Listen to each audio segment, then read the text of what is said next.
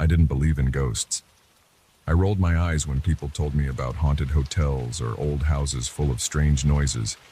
That changed the night I moved into the attic room of a century-old guest house. The landlady was a quiet woman with a stiff posture. She stood by the entrance and let me walk in with my suitcase before she spoke. She handed me a small key with a worn label and said, "That room stays empty most of the time. People get uncomfortable." Her voice was flat, without any obvious emotion. I shrugged and told her I didn't scare easily. That was true, or at least it used to be. I climbed 3 flights of creaking stairs to reach my new room. Everything smelled like old wood and dust. The corridor was narrow and the wallpaper was peeling in a few spots. A single bulb on the ceiling cast a weak yellow light that flickered sometimes. My room was at the far end, next to a small window that faced the street. When I opened the door, I saw a simple setup: a narrow bed, a small dresser, and a chair by the window. There was a small closet too, with a slanted roof above it because we were in the attic. The air was stuffy, and I felt a slight pressure in my ears, like when a door closes in a tight room. I pushed the window open to let some air in. My first night was quiet for a while. I unpacked, took a shower, and went to bed around midnight. I'm a light sleeper, so I noticed every little groan of the wood and every distant drip of water in the pipes. But around 2 a.m., I heard what sounded like boots on the floor outside. They weren't fast steps. They were slow and heavy, like someone pacing back and forth. I got out of bed, slid on my shoes, and opened the door a crack. The corridor was dark except for that weak bulb near the stairs. I saw a figure at the other end. It looked like a tall man in an old-style coat and hat. I blinked a few times, thinking maybe I was half asleep. Then he turned his head in my direction. The corridor was so dim that I couldn't see his face, but I felt sure he was looking at me. I opened the door wider, ready to ask if he needed help. Suddenly, he took a step backward into the shadow and disappeared. One moment he was there, the next moment the corridor was empty. My body tensed, the hair on my arms and neck stood up. I stood there in my doorway, heart pounding. After maybe 10 seconds of silence, I looked up and down the corridor again. Nobody. I stepped into the hallway and walked to where I had seen him. Nothing. No doors open, no squeaking floors, no sign of anyone. I felt my pulse in my ears, a fast, heavy thump. I forced myself to breathe slowly.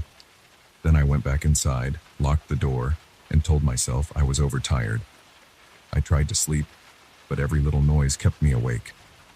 I didn't see the man again that night, and eventually I drifted off just before dawn. The next day I woke up late. I noticed an odd thing right away.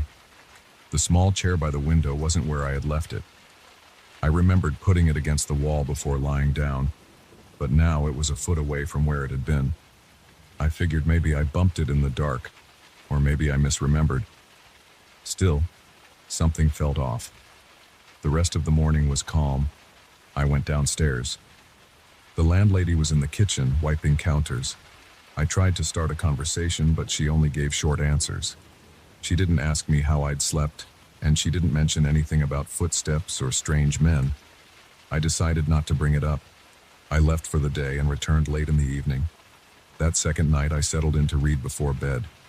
There was one small lamp on the dresser, giving the room a weak yellow glow. Around midnight I heard a soft scraping sound. It was close, maybe in the corridor or even near my door. I listened carefully. Then I heard a quiet thump. My heart sped up. I set my book down and walked toward the door. I placed my ear against it. The hallway was silent. I grabbed the doorknob, opened it quickly, and peeked out. Nothing. I closed the door and turned around. My dresser was a few inches out of place. I remembered exactly where it had been because I had aligned it with a mark on the floor. Now it looked crooked. I frowned, walked over, and tried to move it back. It was heavy, made of solid wood. I had to put my shoulder into it to shift it even an inch. The idea that it moved by itself didn't make sense. I checked the floor for any sign of dragging marks. Nothing obvious. I didn't have an explanation, and that bothered me.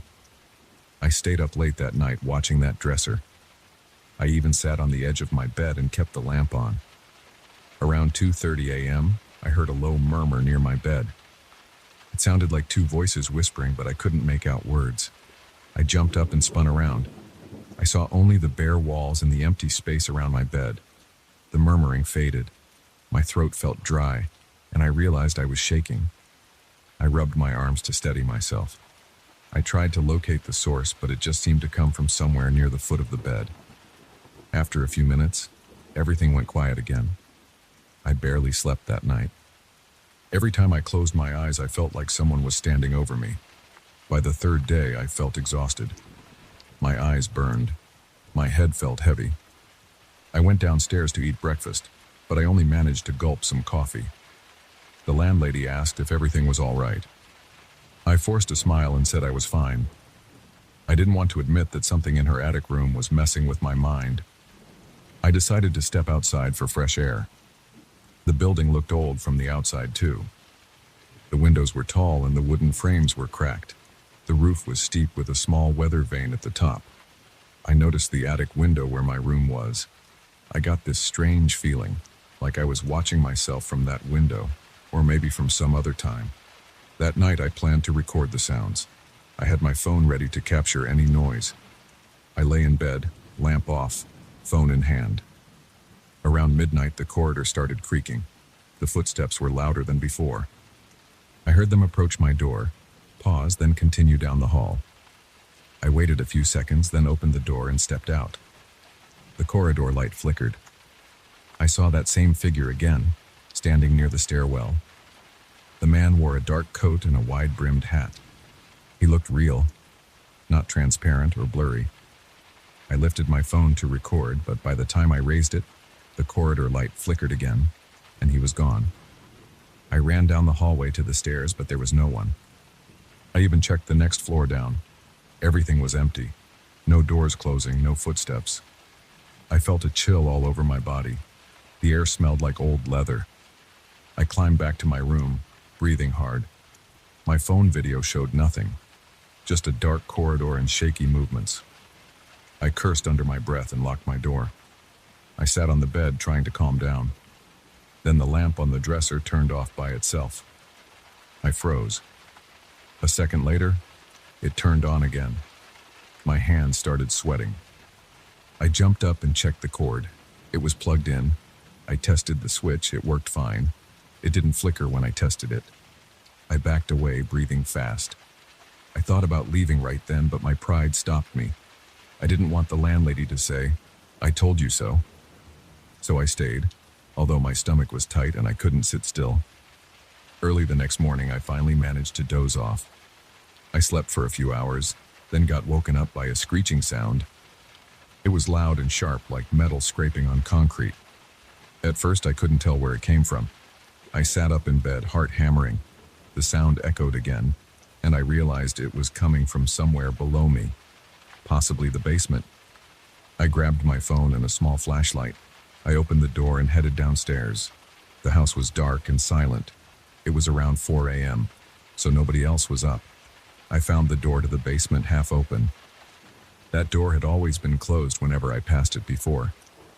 The light switch near the door flickered, making a buzzing noise. I shined my flashlight around the stairs leading down. The air smelled damp and stale, like old concrete and mildew. I didn't want to go down, but I had to see what was going on. Step by step, I descended, my legs tense and my grip on the flashlight so tight my knuckles hurt. The basement lights flickered. The space looked cluttered, filled with old furniture and boxes stacked against the walls. I expected to see someone messing around. Nobody was there. I heard a faint rattle from behind some shelves. I walked closer. A small chain was swinging back and forth, clicking against the metal. No draft, no open window, no reason for it to move. I felt a warm flush on my face from the adrenaline. My breathing was shallow. I stood there, shining my flashlight around, listening to my own heartbeat. Then the overhead bulb flickered again, brighter this time, and went out. I felt a pulse of fear in my chest. I aimed my flashlight at the shelves. Nothing. I turned around and headed back up the stairs. That's when I noticed the dusty handprints on the banister. They were large and smaller, all shaped like adult hands. They overlapped each other. It looked like a crowd of people had come through, pressing their palms into the dust. But the dust was thick, and I hadn't heard a single footstep besides my own. I backed away, shining my light on each set of prints. My mind raced. I tried to figure out how so many sets of hands could appear without any noise. I reached out and touched the banister. Dust stuck to my fingertips. Nothing smeared or disturbed the prints except where I touched. I swallowed hard, pulled my hand away, and wiped it on my pants. I wanted to call the landlady, but I didn't see how that would help. I crept up the last few steps, slipped through the basement door, and shut it behind me. I locked it with a quick turn of the key.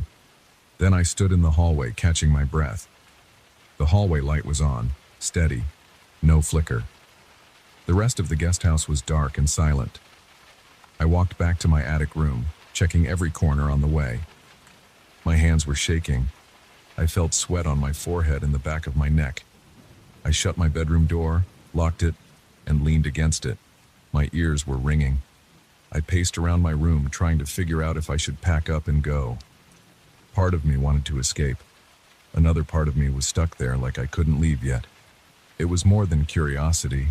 It felt like I was caught between two different versions of the same place. Sometimes it seemed like I was in the present, with the old floors and flickering lights. Other times I felt like I was experiencing something from a previous era, with that man in the old clothes and the rearranging furniture. I hardly slept that morning. The sun came up and I sat by the window, staring at the street below. People walked by with their coffee cups and briefcases, oblivious to what was happening inside that building. After a while, I went downstairs to talk to the landlady. I wanted to tell her what I'd seen. She was standing by the front desk, going through some papers. Before I could speak, she said, "I know you've been hearing things." Her voice was calm, as if she was stating a fact about the weather. She didn't explain further. She just looked at me with tired eyes. I waited for more details, but she stayed quiet. I asked if she knew about the footprints or the man in the corridor. She just shook her head and said, "It's an old house. Sometimes it doesn't like new people." That's all she gave me. I went back to my room, closed the door, and tried to plan my next move. My nerves were frayed, and I couldn't tell what was real anymore. I sat on the edge of the bed, running through everything that had happened. The footsteps, the man's sudden disappearance, the moving furniture, the voices, the basement door, the dusty handprints. I felt trapped between logic and fear. My heart pounded each time I replayed those events in my head. I didn't want to stay, but I also felt drawn to find answers. I tried to distract myself by checking my phone or pacing around, but nothing calmed me down. That's where I am now, sitting in this attic room waiting for another sign. The hallway is quiet. The landlady is downstairs. My hands are still shaking, and I keep glancing at the closet to see if it moves. The light bulb in here flickers sometimes, which makes me jump. I can't tell if I'm alone. This place feels like it belongs to more than one time, and I'm caught in the middle. I don't know if I'll stay much longer, but for now, I'm here, listening, waiting, and hoping the next strange thing doesn't push me over the edge. I never believed in ghosts until this. Now I can't stop looking over my shoulder.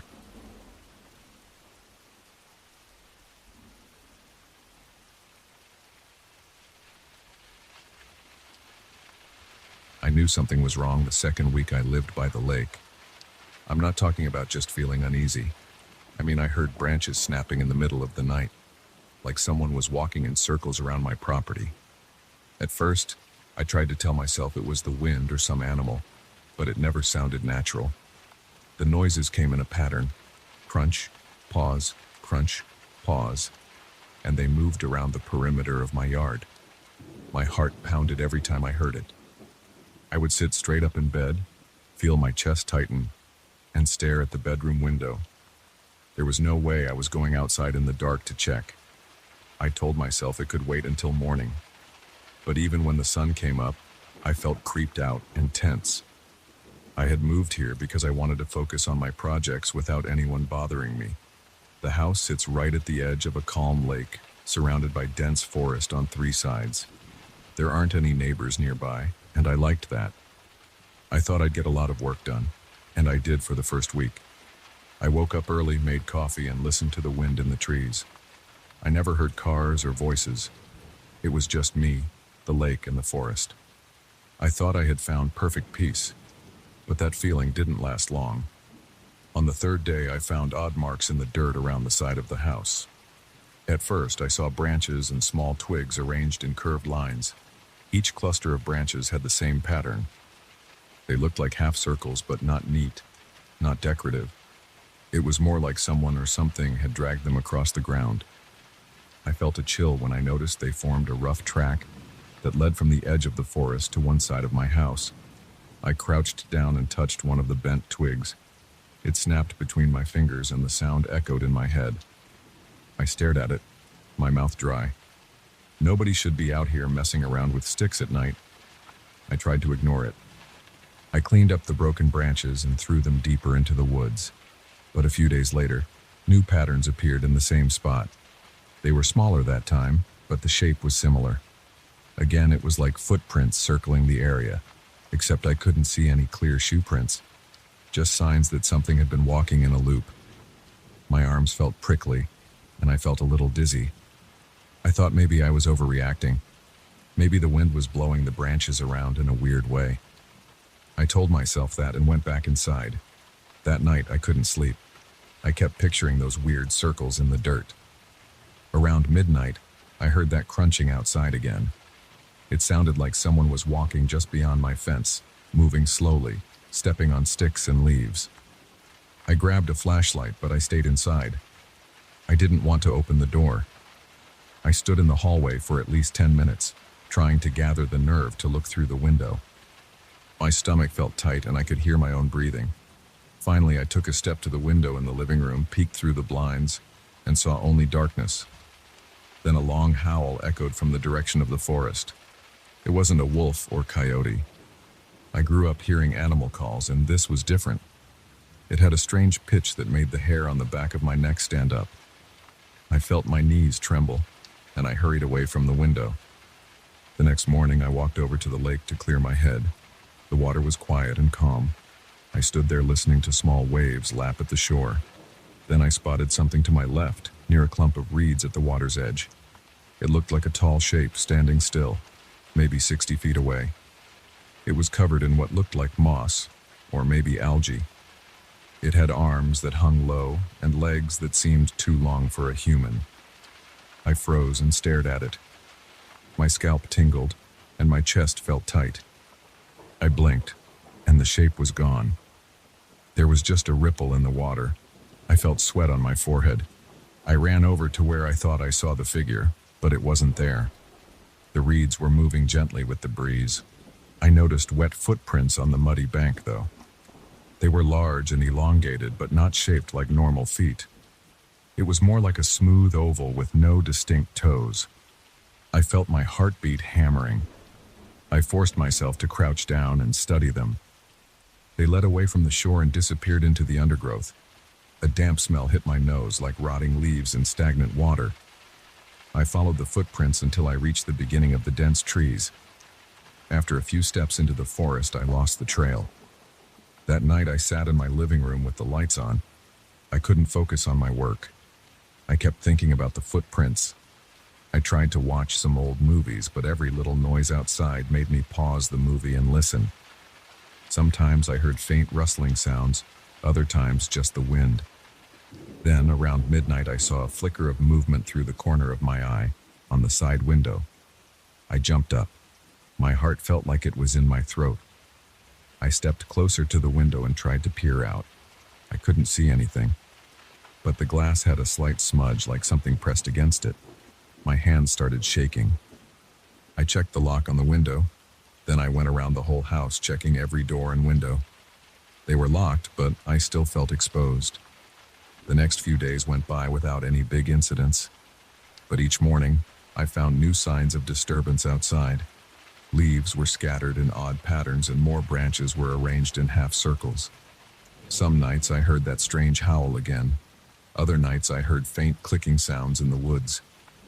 It reminded me of two stones tapping together.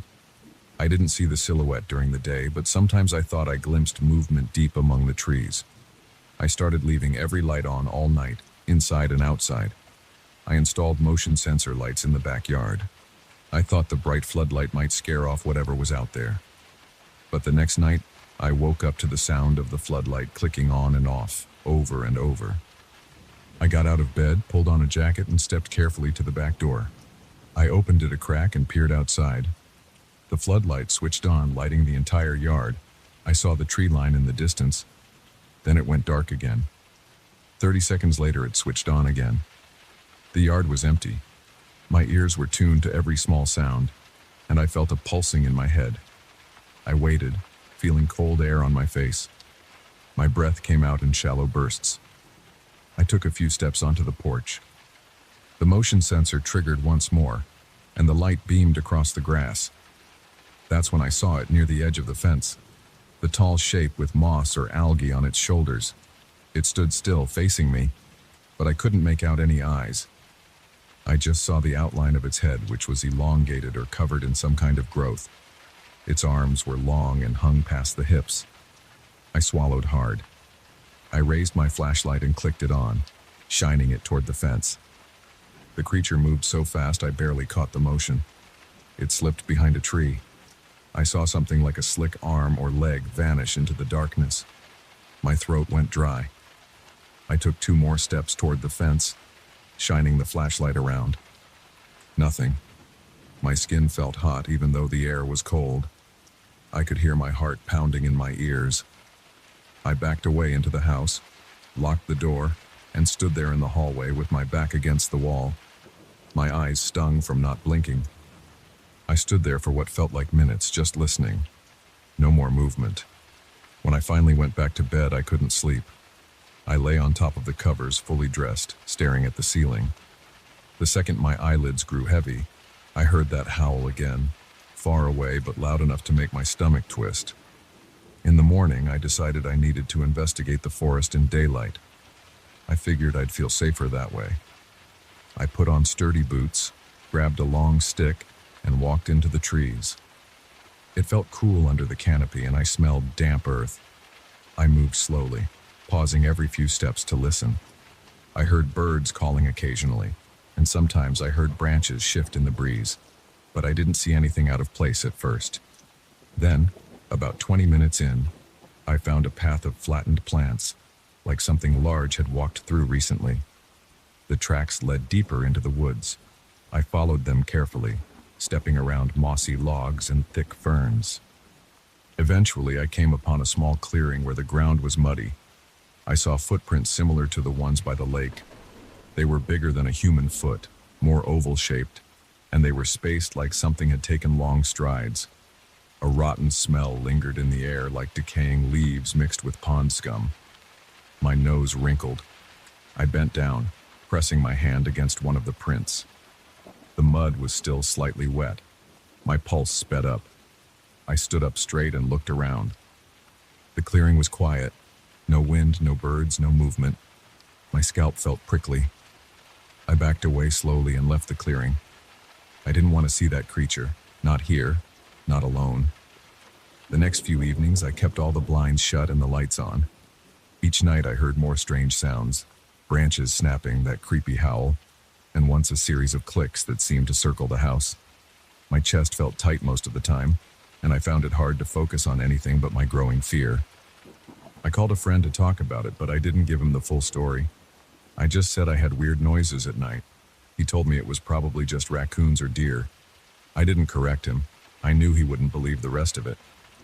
One night around 10 o'clock, I decided to take a quick look outside before going to bed. I felt restless and on edge, so I wanted to reassure myself that everything was calm. I opened my front door and stepped onto the porch. I had my flashlight in one hand and my phone in the other. I scanned the yard. Everything looked still. The porch light cast a circle of yellow onto the grass, and the rest of the property was dark. I started walking toward the lake to see if anything was near the water. I kept my steps quiet, one foot in front of the other. The air was cold, and my breath formed small clouds. Halfway to the shore, I heard a low clicking sound from somewhere to my left. My legs stiffened. My stomach churned. I shone my flashlight in that direction. I saw a tall shape dart behind a large tree trunk. My flashlight's beam caught a brief glimpse of wet, greenish material. I felt blood rush to my ears, and my pulse throbbed. I backed up slowly, shining the light in front of me. I didn't want to turn my back on it. The clicking grew louder, echoing between the trees. My teeth clenched. I kept moving backward, step by step, until I reached the porch. Inside, I locked the door. My hands shook and my breath came in short bursts. My chest felt tight and my throat seemed constricted. I rushed around the house, double-checking every window lock. Then I sat in my living room with all the lights on, gripping the flashlight. My legs felt weak and my arms twitched whenever I heard the wind rattle the walls. I stayed up the entire night, listening for any sound outside. The motion sensor lights flickered on and off a few times, but I didn't get up to check. Now, every evening, I feel my muscles tense up after sunset. I start sweating, and my mind races with the possibility of seeing that shape again. I haven't had an actual confrontation with it, but I sense it's watching. I sense it's studying me, the way a predator studies possible prey. When I walk around my own house, I feel a cold drop in the pit of my stomach. I keep my phone in my hand, ready to call for help, but I have no idea what I'd say if someone answered. There's a tall, moss-covered creature circling my property. That doesn't sound believable. I still can't decide if I should leave. Part of me wants to pack up and never come back, but another part of me believes that I can't leave unless I understand what's going on. Every night is harder, though. I sleep with the bedroom lamp on, plus a floor lamp in the corner. I keep the hallway light on too. If I wake up and see any dark shape in the doorway, I want to know immediately. I feel safer with the lights, even though they don't really protect me. Every day I check around the house for footprints. Most days, I find them. They're always near the edges of the property, usually in mud or in patches of loose dirt. I follow them until they vanish into the forest. Sometimes I find long scratches on the bark of trees, like something with long nails or claws dragged them across the wood. I touch the marks, feeling the grooves under my fingertips. My breath shakes. My heartbeat picks up. I look around, expecting to see that shape standing behind me. Sometimes I think I catch a glimpse of movement in my peripheral vision, but when I turn, there's nothing. I can't deny what's happening. It's real.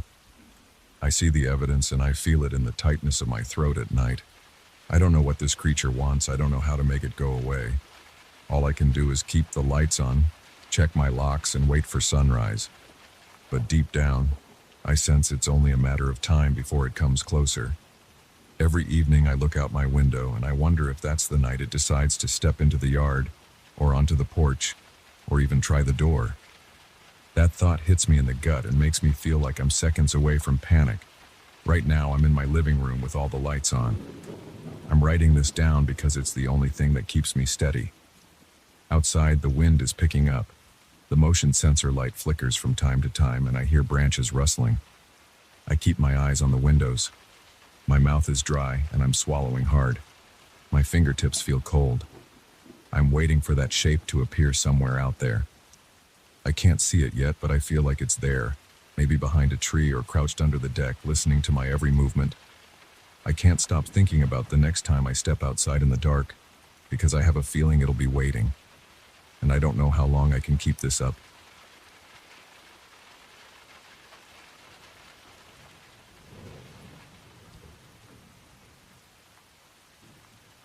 I got the call on a Thursday afternoon. Some lawyer with a flat voice told me I had inherited a mansion from an uncle I never knew. I felt strange hearing this, like someone was joking around. He explained the conditions. I had to live there for a year, or I'd lose the inheritance. That was the only catch. At first, I shrugged it off. A house is a house, especially one that's supposed to be huge and valuable. I figured I could handle a year. I thought I'd make use of the place, maybe fix it up, and then decide if I wanted to sell it. I had no clue what I was walking into. When I drove up the narrow road that led to the gate, I saw tall hedges on both sides. The sky was clouded over. and the air smelled like damp leaves. My car rattled on loose gravel. I got out in front of the old iron gates, which squeaked when I pushed them. Beyond the gates, there was a winding driveway lined with dead grass and patches of weeds. At the end of that driveway stood a huge 3-story mansion. Its stone walls looked worn and a little grimy. The windows were tall and narrow. Most were covered by heavy shutters. I walked closer, listening to the crunch of gravel under my shoes. My shoulders felt tense. When I finally reached the front door, I noticed the oversized door knocker shaped like a lion's head. It was cold and heavy to the touch. I pushed the door open, and it made a creaking noise. Dust swirled in the dim hallway. I could smell old wood and stale air. The place felt abandoned, but there were signs that someone had been inside recently. Maybe the lawyer's people, or caretakers. There was a large staircase to my right, with a worn-out carpet runner. I could see a long corridor to my left and several doors straight ahead. I remember my heart pounding a bit from the excitement of exploring a new property. At that moment, I felt okay. I had no reason to suspect what was waiting for me on the other side of those mirrors. I dropped my duffel bag by the staircase. My plan was to check each room and figure out which one I wanted to use as my bedroom. I walked down the corridor, opening doors along the way. Most rooms were empty or had old furniture covered with cloth. One door led to a study with a large, dusty desk and shelves filled with thick books. The floor in there squeaked under my weight. I sneezed a few times from the dust. Another door opened to a drawing room with high ceilings and heavy drapes. The musty smell made my nose wrinkle. That was when I noticed the first mirror. It was tall, with an ornate frame. The glass looked clean, which was odd since everything else in that room was coated with dust. I glanced at my reflection. I saw my eyes darting around, and I noticed my hair was a bit messy from the drive. I wiped some sweat from my forehead and moved on. I found a small kitchen at the back of the mansion. It had outdated appliances and worn countertops. A single light bulb flickered when I turned on the switch. I tried the faucet. The pipes shook, and water sputtered out in bursts. I guessed no one had run the water here in a while. There was a back door that opened onto a courtyard filled with dried plants and a discolored fountain. I looked around for a few minutes, then made my way upstairs to see the bedrooms. On the second floor, I noticed a long hallway with several doors on each side. Each door had a bronze knob that felt cold in my hand. I picked one room near the end of the hallway. Inside, I saw a large bed frame, no mattress, a wooden dresser, and another tall mirror. Its frame matched the one I'd seen downstairs. The glass was spotless, reflecting the entire room in perfect detail. I stepped in front of it. I could see my tired eyes and my slouched posture. My left shoulder felt stiff from lugging my bag, so I rolled it a bit to loosen it up. I noticed something in the mirror's reflection. The door behind me was halfway open, but I had left it fully open when I walked in. I glanced back. The door was indeed halfway open now. I felt a chill on my neck. I tried not to overthink it. Maybe the door's hinges were uneven. I decided to settle in that room, so I placed my bag on the floor by the dresser. The air felt heavy, so I opened a window, letting in a bit of the afternoon breeze. The smell of old carpet hung around. I rummaged through my bag to grab a fresh t-shirt. I noticed my phone's battery was low. I walked around looking for an outlet. The mansion's wiring felt outdated, and several outlets didn't look safe. I finally found one that seemed functional and plugged in my charger. That first night, I mostly explored the house. I discovered multiple rooms with giant mirrors of the same style, ornate frames, spotless glass. I wondered why my uncle was so obsessed with these mirrors. Maybe he was a collector. I walked around the creaky floors, flipping on lights. Most bulbs worked, though they were all dim. I couldn't shake the odd feeling that the mirrors didn't quite match their surroundings. They were too clean and well-maintained. I'd look into them and see my reflection staring back, but something in my gut felt unsettled. Around midnight, I went back to my room. I felt exhausted. I locked the door and tried to sleep. It was quiet except for the occasional groan of the old pipes. I slipped into a light sleep, but around 2 a.m., I woke up with my heart racing. I had no idea why. I sat up, my shirt damp from sweat. The mirror in the room caught my eye. It was so dark, yet the glass seemed to glow a little. I got up and approached it. My reflection was there, but I looked pale. My face seemed drawn. Then I noticed something else in the reflection. The door behind me was open again. I swung around. The door was wide open, but I remembered locking it before going to bed. My entire body felt rigid, and my neck tingled with fear. I walked to the doorway and saw the dark hallway outside. I didn't see anyone. My hands shook a bit as I shut the door and locked it again. I stayed up for a while before dozing off in an uneasy sleep. The next morning I found footprints in the dust on the hallway floor outside my room. They looked fresh. I placed my own shoe next to them. They were the same size as mine. I felt a tightness in my chest. I told myself maybe I had walked there the night before, half asleep. I didn't like how that logic didn't quite make sense. It was still early, so I went downstairs for coffee. The kitchen smelled stale. I found an old kettle and tried to heat water on the stove. The burners took a few tries to ignite. Eventually, I had a hot cup of instant coffee. It tasted bitter. I leaned against the counter, trying to calm my nerves. After breakfast, I decided to clean up the study. I wanted a functional workspace. I felt I might do some remote real estate work from here. That's my profession, and I don't like being idle. I opened the curtains to let some light in. Dust motes floated in the air. The old desk was massive, made of dark wood. I grabbed a rag and started wiping it down. Then I spotted another mirror, smaller this time, propped against a wall near the bookshelves. I picked it up to move it. As I lifted it, I caught a glimpse of myself. I froze. I saw my own face, but I had a fresh scratch on my cheek. I touched my cheek, but there was no scratch there. I thought my mind was playing tricks. Then, in the reflection, I saw myself trip on a loose floorboard and fall into the bookshelf behind me. It happened quickly in the reflection, and the books toppled. I felt a jolt of panic. I turned around in real life to check the floor, but it was fine. I placed the mirror carefully against a chair and backed away. For the rest of the morning, I avoided that mirror. But a few hours later, I forgot about the reflection. I was busy dusting the bookshelves, and I stepped on a loose board. My foot caught on it, and I fell forward, banging my shoulder into the shelf. Books tumbled down. One of them smacked my arm hard. I gasped from the sharp pain.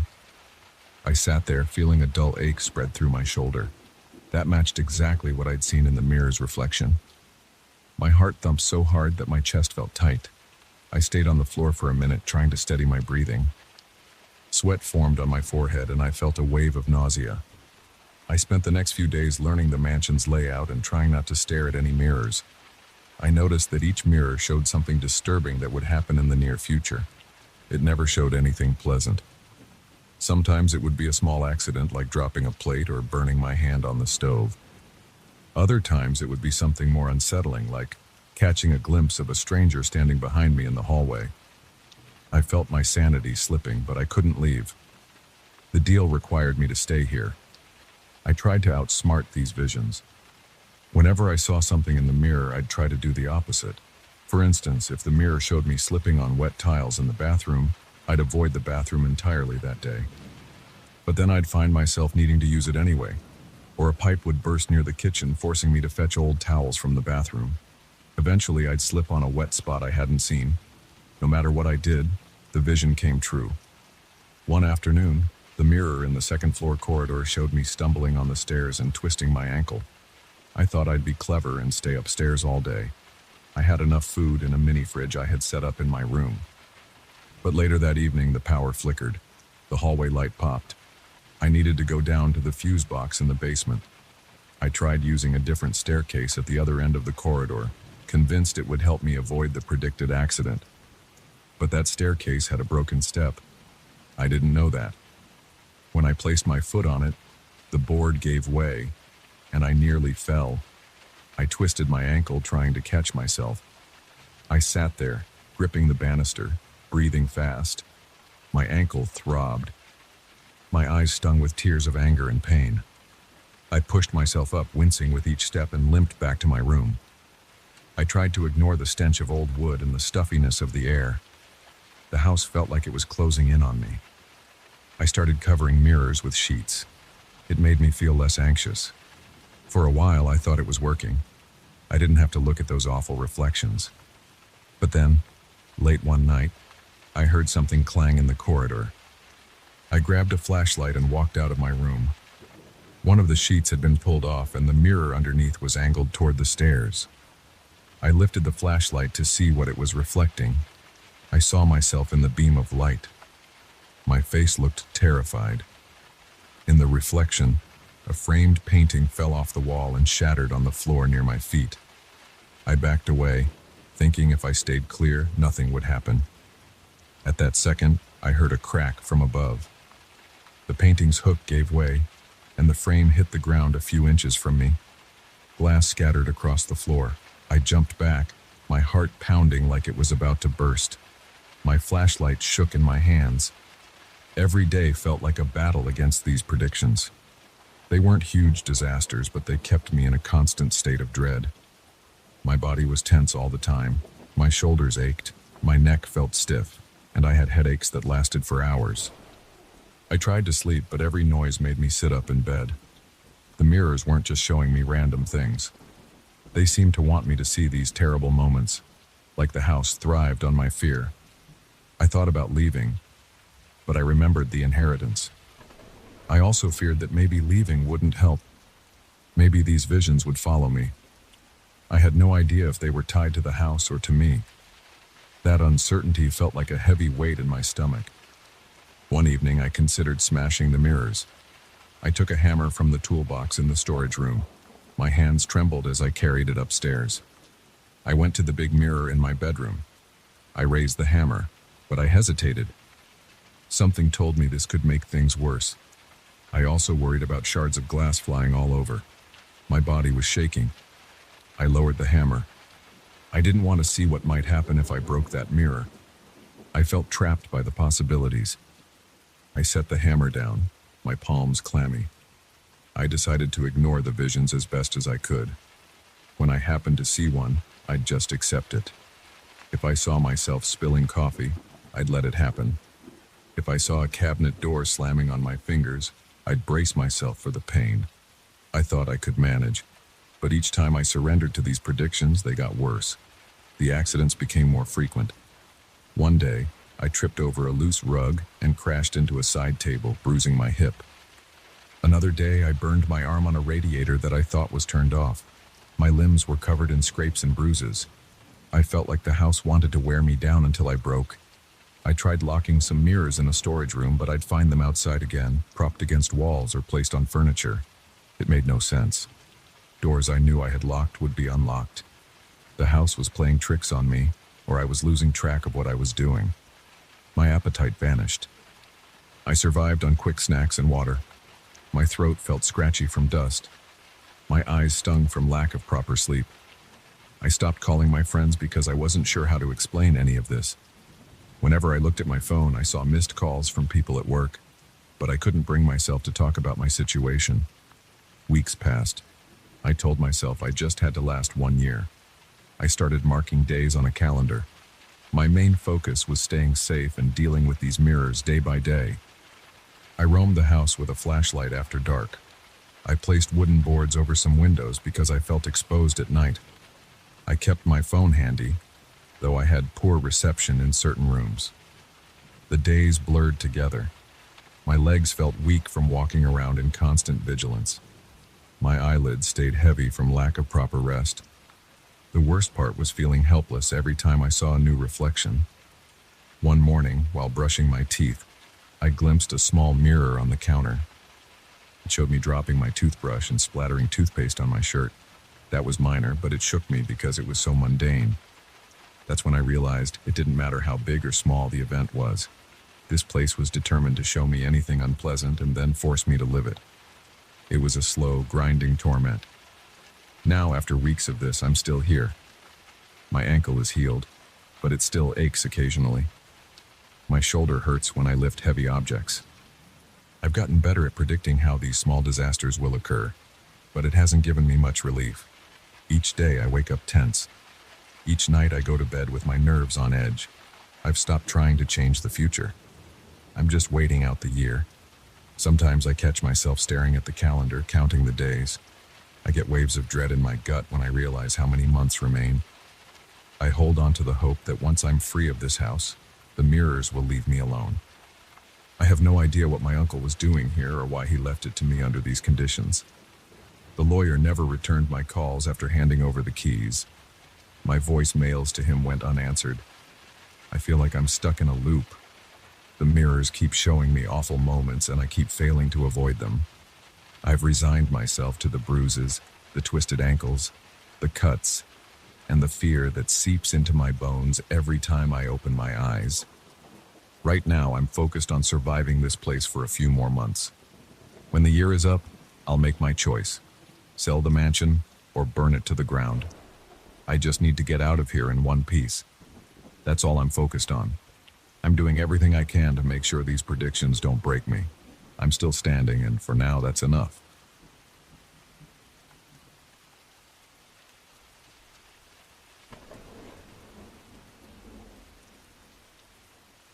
I walked into the auction house with a tight feeling in my stomach. I wanted a new instrument, but I wasn't expecting anything dramatic. I saw a few battered violins on a long table. Most of them looked like they needed serious repairs. Then I noticed one violin in the far corner. It had deep scratches on the back and a strange glow under the light. It wasn't shiny or fancy. It looked dark and dull, like it had been stuck in an attic for decades. For some reason, my eyes locked on it. I raised my hand at the final call, paid way more than I intended, and walked out with that old violin in my case. After I got home, I placed the violin on my desk. It smelled like musty wood and rosin, but more intense than other violins I'd played. The varnish had cracks and the neck looked slightly warped. I decided to tune it and see if the strings could still hold pitch. I tightened each peg with slow, steady movements. The strings groaned and creaked, but eventually I managed to get something close to correct tuning. I drew my bow across the G string. The sound was raspy and rough, but it had an odd resonance. It echoed in my living room and made me pause. I tried a few scales, going up and down, checking the tone. The notes sounded hollow but also strong. It's hard to explain. I'm not trying to be fancy about it. It just sounded different from any other violin I'd played. I felt a little shiver in my arms. I practiced for about an hour that night. My shoulders started to ache because I was tense, and my heart beat faster than usual. I took a break, put the violin in its case, and decided to sleep early. But that night, I tossed and turned for hours. I had these short bursts of restless sleep, filled with weird images of dusty halls and flickering lights. I woke up a few times in a sweat, but I brushed it off as stress from spending too much on an old instrument. The next evening, I set up a music stand in my living room and placed some sheet music on it. I wanted to test the violin more thoroughly. I started with a simple piece. The notes rang out with a strange clarity. I heard a faint echo after each phrase, even though I was in a small apartment. I wondered if maybe the violin's wood had some unique acoustic property. I kept playing, focusing on my bow strokes and intonation. Then I saw movement in the corner of my eye. I stopped playing and looked around. Nothing. I shrugged and continued the piece. About halfway through, I saw something again, like a brief flicker. I put the violin down and felt my chest tighten. My breathing turned shallow. I looked around each corner of the room. The lamp on the table flickered. I felt my hands get clammy. I couldn't see anyone, but I felt a presence, like someone was standing just behind me. I forced myself to keep playing, but I changed pieces. I picked a more upbeat tune, something to calm my nerves. I was about a minute in when I saw a pale figure near the kitchen door. It looked like an outline of a person, but it was faint and colorless. My bow trembled against the string. The note came out cracked and uncertain. Then the figure vanished. I put the violin down immediately, heart pounding. I walked over to the kitchen door. My hands were shaking. I flipped on every light in the apartment, checking every room. I was alone. I went back to the living room, stood there, and stared at the violin. My throat felt dry. My mind was racing with questions. I wasn't seeing things, was I? Maybe it was the lighting in my apartment, or maybe I was exhausted. I decided to take a shower and watch some TV to clear my head. The next day I woke up feeling uneasy. I had to go to a rehearsal with a small ensemble, but I decided not to bring the old violin. I grabbed my regular instrument and left for the rehearsal space downtown. The practice went fine, but the entire time, I couldn't stop thinking about that faint figure. I kept picturing that outline near my kitchen door. I wondered if there was something about that old violin causing me to hallucinate. After we wrapped up, I rushed home to check on it. When I got back, everything was still in place. I took the old violin out of its case and held it in my hands. I felt that same tingle in my arms. I decided to play a few notes. I wanted to see if I could recreate that strange vision or feeling. I ran the bow across the strings. The sound was warm but eerie. I played the same piece where I first saw the figure. When I got to the tricky part, the room got cold. My breath felt shallow. I heard the faint sound of whispering, but I couldn't make out any words. Then I saw several shapes at once scattered around the room. They were all translucent, moving in slow circles. I kept playing because I was too stunned to stop. They danced around me, gliding across the floor. They didn't speak. They just swayed and turned, matching the rhythm of the music. My heart pounded so hard I thought I might pass out. I saw their faces, but they had no specific features. They looked like faint outlines, but with slight differences in size and height. I stopped playing abruptly. They vanished. I stood there, breathing fast, staring at the empty space. I realized the violin was causing these apparitions to appear. I felt sweat dripping down the back of my neck. My t-shirt stuck to my skin. I didn't know what to do. Part of me was curious and part of me was terrified. I decided to play another short tune, just a simple melody I knew by heart. As soon as the notes filled the air, the shapes returned. They danced again, but this time I could hear a low hum coming from them like a distant wind. I stopped after a minute. They disappeared again. My body felt shaky. I sat down on my couch, set the violin aside, and tried to steady my breathing. My heart was hammering in my chest and my forehead felt slick with sweat. I realized I was dealing with something I couldn't explain in normal terms. But there it was, plain as day. Every time I played, these ghostly figures appeared, and they seemed to want me to keep going. That night, I slept even worse. I woke up several times, convinced I heard the violin playing by itself in the other room. I'd rush in and find it silent and still. At around 3 in the morning, I finally drifted off, only to dream of shadows circling around me. When the alarm went off, I felt completely drained. Over the next week, the apparitions returned every time I practiced with the old violin. The figures would swirl around the living room. At first, they stuck to the corners, but after a few days, they started getting closer. They came right up next to me, as if they were studying the movement of my bow or listening to the vibrations. I felt a cold chill whenever they got close. My arms would break out in goosebumps. My hair would stand on end. My pulse would spike and my breathing would speed up. But I kept playing because I couldn't seem to stop. It was like the violin demanded it. Then I started to hear voices. It happened on a rainy afternoon. I was practicing a slow, haunting piece. I saw the ghosts appear, forming a circle around me. As I moved into the final section, I heard them whisper. It wasn't in a language I recognized. It sounded harsh and urgent. The whispers filled my ears, and I almost dropped my bow. I stopped playing and they vanished, leaving me alone in my silent apartment. Later that night, I tried playing something more cheerful. The ghosts showed up again, but this time, their movements looked abrupt and agitated. The whispers turned into sharp moans. I felt panic building in my chest, so I stopped. I put the violin down and backed away. That's when I heard a voice, loud and clear in my head, telling me to play a specific melody. I don't know how I understood it, but I did. It was like the violin forced the instructions straight into my brain. I attempted to play what I heard in my head, but it didn't match any song I knew. The pattern of notes was strange and dissonant. My fingers stumbled on the fingerboard, and my bow squeaked. The ghosts flickered in and out like static on an old TV. I tried again, pushing my fingers into positions that felt uncomfortable. It sounded like random chaos. My shoulder tensed up and my wrist began to cramp. I kept going, but I couldn't sustain it. My arms felt like lead. I finally stopped when my forearm started to twitch from strain.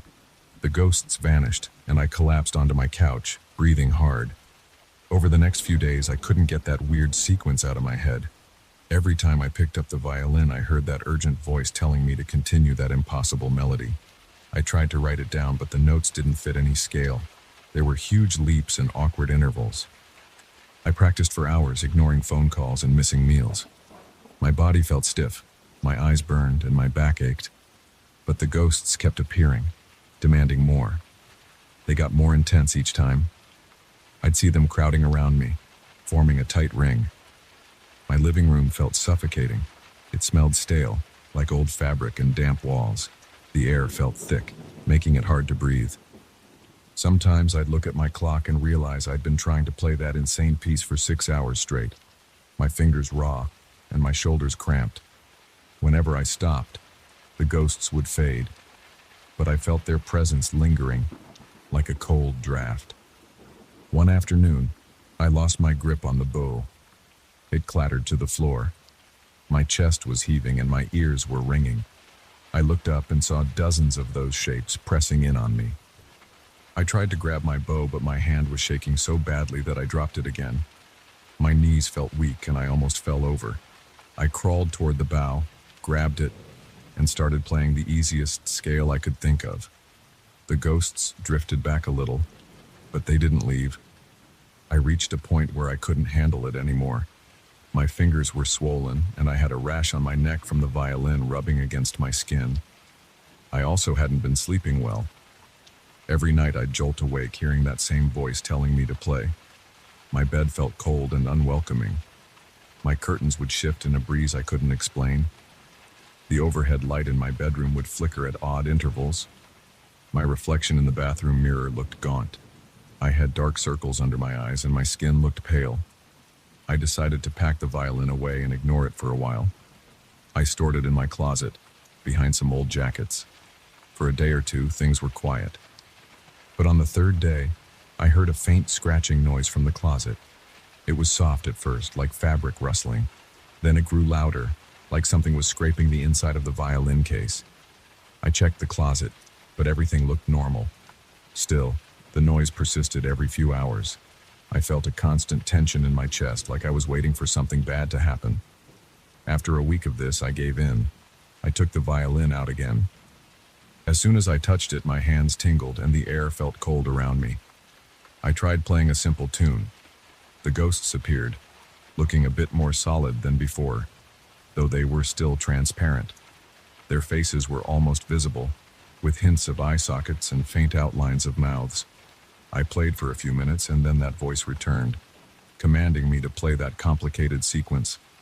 I tried again, forcing my fingers into positions that seemed unnatural. My wrist started to ache, but I kept going, determined to see if I could satisfy whatever these entities wanted. The notes sounded bizarre and unsettling. My bow felt too heavy. My arms trembled. I got through maybe half of the sequence before my muscles gave out. My bow hand slipped and I let out a cry of frustration. A sharp vibration echoed through the room, and all the ghosts rushed at me. I felt a chill sweep through my body like a sudden blast of cold air. My vision blurred. My heart pounded so hard that my chest hurt. My thoughts raced. I didn't think about why this was happening or if I was cursed. I just thought about getting out of that room. I stumbled backward, dropped the violin on the couch, and ran to the bathroom. I slammed the door and locked it. I pressed my back against the tiles, breathing like I'd just sprinted a mile. I stayed in there for at least 15 minutes. I didn't hear anything, but I felt a tightness in my ribs. I finally emerged, half expecting the ghosts to be waiting for me. But the living room was empty. The violin rested on the couch, silent. I decided I needed to find a way to stop this. I couldn't destroy the violin because I was afraid of how they might react. I also didn't want to sell it and burden someone else with this problem. So I wrapped it in a thick cloth, placed it in its case, and shoved the case under my bed. Every night I hear faint knocks and whispers from beneath me, but I do my best to ignore them. I sleep with the lights on now. My nerves are always on edge, and I still wake up with that strange melody in my head. I haven't touched the violin in a few days, but I can't help thinking about it. My hands still feel the positions of those impossible chords. My ears ring with the memory of those whispers. Sometimes I see a flicker in my peripheral vision, like a ghost waiting to be let in. I try to resist, but part of me feels drawn to that old violin. Part of me wants to finish that sequence and see what happens. But another part of me is terrified of what might appear if I do.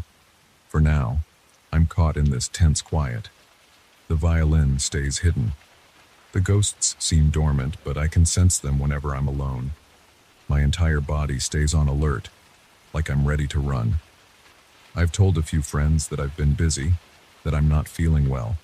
I can't explain any of this to them. It sounds ridiculous if I say it out loud, so I keep it to myself. I sit here feeling my pulse throb in my temples, wondering when the ghosts will come back to demand that I pick up the bow and play that impossible music. I don't know if I can resist forever, but for now that's all I can do.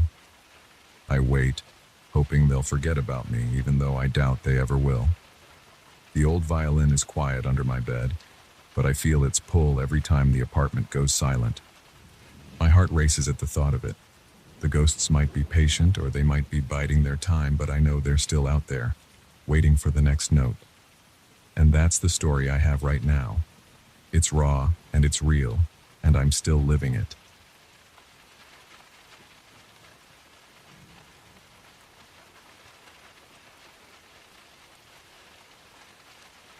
I remember the exact moment I noticed her for the first time. I was sitting at my desk late at night, scrolling through the shots I'd taken earlier that day. My eyes kept drifting to a faint figure in the corner of one image. It looked like a woman in a white dress standing in the background. At first, I thought it was just some random bystander I hadn't noticed while I was shooting. But something about her posture caught my attention. She was facing me. It felt odd. It made my stomach tighten a bit, the way you feel when someone's staring at you in a crowd. My name's Rick Martinez. I'm a freelance photographer who specializes in ancient architecture. I travel around, mostly in old towns, cathedrals, abandoned convents, or any place that might have some historic or atmospheric interest. I'm not the kind of guy who scares easily. My job takes me to strange places, often at odd hours. I've gotten used to dark corridors, locked gates, and the echo of my own footsteps in quiet ruins. But that night, as I zoomed in to see if I could get a clearer look at that woman, something clicked in my gut. I couldn't see her face clearly, but I swear I could feel her gaze right through the screen.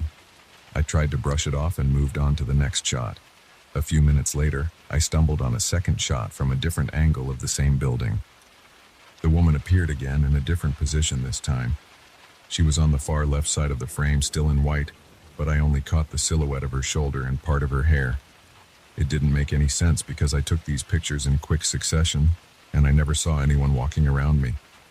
The next day I went to the same site. It was an old convent with tall walls and a worn courtyard. I wanted better lighting, so I arrived around noon. The place felt quiet. I set up my tripod and started shooting the arches along one side of the courtyard. The wind kicked up some dust now and then, but otherwise it was dead silent. As I worked, I felt this mild pressure in my chest, like I was on edge without knowing why. I tried to ignore it. When I got home, I skimmed through the new batch of photos. At first, I saw nothing unusual, but then, near the end of the set, I found her again. I leaned closer to my monitor. She was standing behind one of the columns. I froze, my breathing got shallow. I rubbed my eyes and looked again. This wasn't a coincidence. She was definitely there, wearing the same white dress. She looked a little closer this time, like she'd moved maybe a few feet in my direction. I felt my palms sweat. My heart raced. I started telling myself it could be a local woman or some curious passerby. But I never saw her in person, and I tend to notice people in my shot because it's my job to frame scenes carefully. I didn't remember seeing anyone. I tried to dismiss it as a strange coincidence. Maybe I was missing something obvious, like an employee who worked there or a visitor who happened to cross paths with me. That night I barely slept. I tossed around in bed, thinking about the images. I decided I'd do a careful check the next day, image by image, to see if there was any pattern. I thought I might uncover some glitch or reflection or something that would explain her presence. When morning came, I opened my editing software and went through all my recent shoots. I found 6 pictures featuring the woman in white. In every shot, she stood in a different spot, sometimes partially hidden, sometimes more in the open. But each time she appeared a bit closer to where I'd been standing. I started to notice details. Her dress looked vintage, loose around the arms, and reaching down to her ankles. Her hair was dark, maybe black or deep brown, but I couldn't get a clear look at her face. Over the next few days, I had other gigs scheduled, mostly in nearby villages. One shoot took me to an old library building. Another was at a small church with stained glass windows. I felt twitchy, always looking over my shoulder. I kept waiting for her to show up. Sometimes I had trouble focusing on my work because I was scanning corners and doorways. My mind felt stuck on high alert, like a muscle that won't relax. But I didn't see anyone suspicious in real time. No one approached me. Yet every evening I'd upload my photos, and there she was, always in white, always placed somewhere in the background. She kept inching closer. Sometimes I'd see her figure just behind a row of pews. Sometimes she was leaning against a wall. One time she appeared near a narrow doorway that led to a staircase. She was about halfway up the stairs, staring down at me. I got chills. I could practically feel her breath. I started locking my apartment door more carefully. It might sound stupid, but I started glancing through the peephole before I left. My mind played tricks on me, so I made sure to check behind me while I walked in the hallway. I didn't talk to anyone about it. I figured they'd think I was imagining things or messing around. Plus, I couldn't even explain it. There was no logical reason for the same woman in a white dress to show up in every set of photos I took, especially in places she had no reason to be. One day, I had a shoot at an old fortress on the outskirts of the city. It was surrounded by a dry moat and had high stone walls. I arrived around 4 p.m., hoping the light would be good for capturing the building's texture. I tried to focus on my job. I shot the outer walls, the large gate, and parts of the courtyard. The place was almost deserted. There were just a few tourists in the distance taking selfies. At one point, I felt a wave of unease. My shoulders tensed.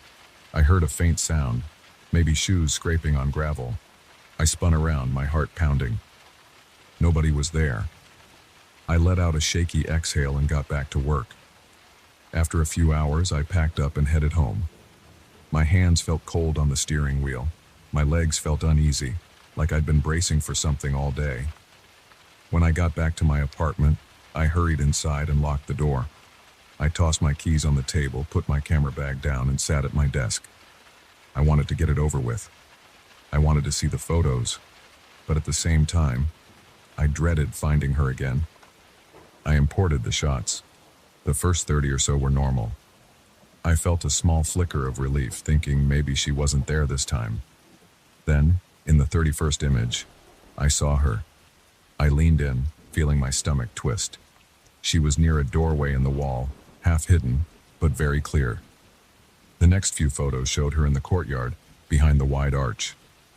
In the last photo, she was front and center, still several feet away, but unmistakably closer than before. I felt something tighten in my chest. My breathing grew fast. My fingers shook on the mouse. I started thinking about quitting photography for a while or changing my specialty, but this is my livelihood. I've never done anything else. I tried to tell myself this was some weird coincidence or a bizarre prank, but I couldn't figure out how anyone would pull it off, especially in so many different locations. The next few days, I avoided going out. I I stayed in my apartment, scanning the internet for any clue about a woman who might wander around old sites in a white dress. I found nothing. I double-checked local forums, asked vague questions like, "Has anyone seen a woman in white around old buildings?" Nobody answered with anything helpful. Finally, after days of pacing around my living room, I accepted another job. A small local historical society asked me to photograph the interior of an old bell tower in the center of town. I needed the money. Plus, I thought maybe I'd be able to see her directly if she showed up again. I wanted to confront her, or at least figure out how she was doing this. The tower was about 90 feet tall, with narrow stairs winding all the way up. The inside smelled like damp stone and rusted metal. The air felt heavy. My footsteps echoed as I climbed the steps. I heard pigeons fluttering somewhere above me. I set up my camera near the base, aimed at the spiral staircase that led to the bell. I fired off a few shots, adjusting my flash to account for the dim light. The sound of the shutter bounced off the walls. My breath sounded loud in the enclosed space. After a few minutes, I moved up to the next landing. I took more shots of the old stone walls. The smell of dust and mildew made me cough a couple of times. Somewhere between the second and third landings, I felt a sudden rush of cold air. I froze and held my breath, listening. My skin prickled, like static. I strained my ears, trying to pick up any noise. Then I heard a faint footstep above me. It sounded like a soft tap on the stone. My heart jumped into my throat. I pointed my flashlight up the stairwell. I didn't see anyone, but I thought I caught a slight movement, like a white flicker disappearing around the next curve of the stairs. A surge of adrenaline hit me. My legs felt weak. Part of me wanted to turn around and leave, but I forced myself to climb the stairs, step by step. My muscles were tense. My breathing came in short bursts. The higher I climbed, the darker it felt, even though there were small openings in the walls. My flashlight beam shook in my hand. When I reached the top, I saw the huge bell overhead, covered in rust. The floor up there was rough stone. There was nowhere to hide, except behind a couple of wooden beams and some old debris. I scanned every corner. I saw some spider webs and a few dead leaves, but no one in white. The place felt dead quiet. I realized my back was covered in sweat. I stayed there for a few minutes, heart thumping. Then I made my way down. My legs felt shaky on the descent. I finished taking a few wide shots on each landing just to complete the job, but I was rushing. Back home, I started reviewing the pictures. My mouth felt dry. My shirt stuck to my skin. I clicked through shot after shot. Then, in one frame near the top of the tower, I spotted her face. She was behind me, or at least behind the camera's perspective. I saw half her face peeking out from behind one of the beams, staring straight at the lens. She looked close, maybe only a few feet away. Her eyes appeared dark, and her skin looked pale under the harsh flash. I gasped and felt my heart slam in my chest. I didn't remember seeing anyone when I stood there. Yet there she was. My entire body went rigid. I spent that night barricaded in my apartment. I had no appetite. I drank water and paced. My mind replayed every detail. I felt jumpy, like my nerves were on fire. Whenever I passed a mirror, I glanced into it, half expecting to see her. I kept the TV on for noise. Eventually, I collapsed onto the couch and dozed off, but my sleep was restless. I dreamt of footsteps on stairs. The next morning, I woke up feeling drained. I decided I needed a break from shooting. I had some editing jobs to finish, but I didn't want to set foot outside. I made coffee, sat at my computer, and tried to focus on retouching a client's photos. But every time I opened a file, I found myself checking the background for a hint of a white dress. My heart would pound, and my breathing would hitch. I kept expecting to see her. I started thinking about how she kept appearing closer in each shot. I felt certain that if I kept taking photos, she'd eventually be right in front of the lens. That idea made me sweat. I worried about what would happen if she actually appeared face to face. Did she want something from me? Would she just stand there and stare? Was it some kind of warning? Around mid-afternoon, my doorbell rang. The sound made me jump so hard I almost knocked over my coffee. My heart hammered. I approached the door quietly, then looked through the peephole. It was just a delivery guy. I opened the door a crack, took the package, mumbled a thanks, and locked up again.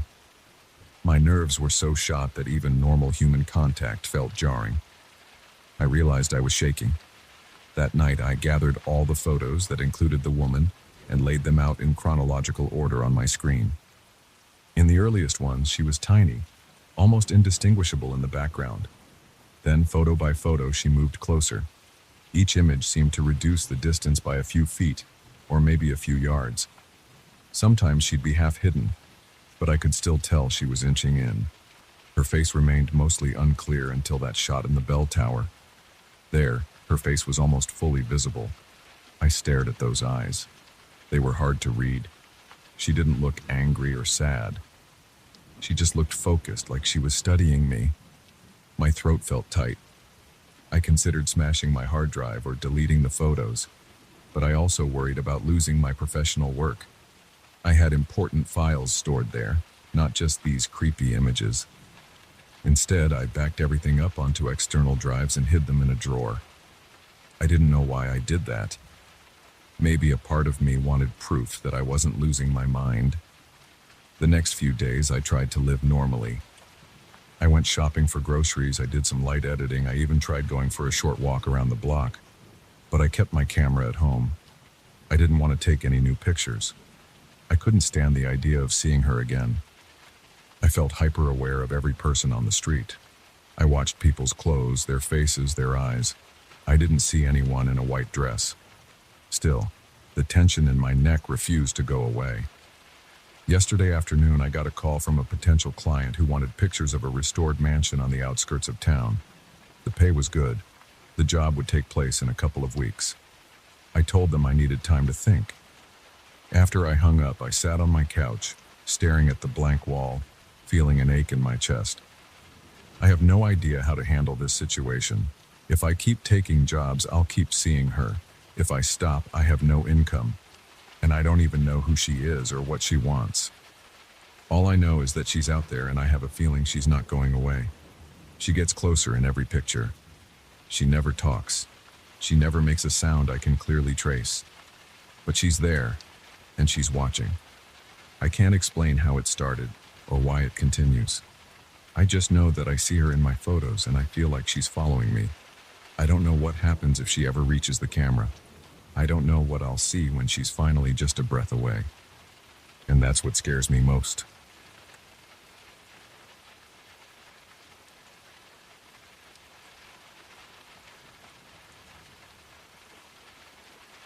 I still remember the first time I heard the whispers.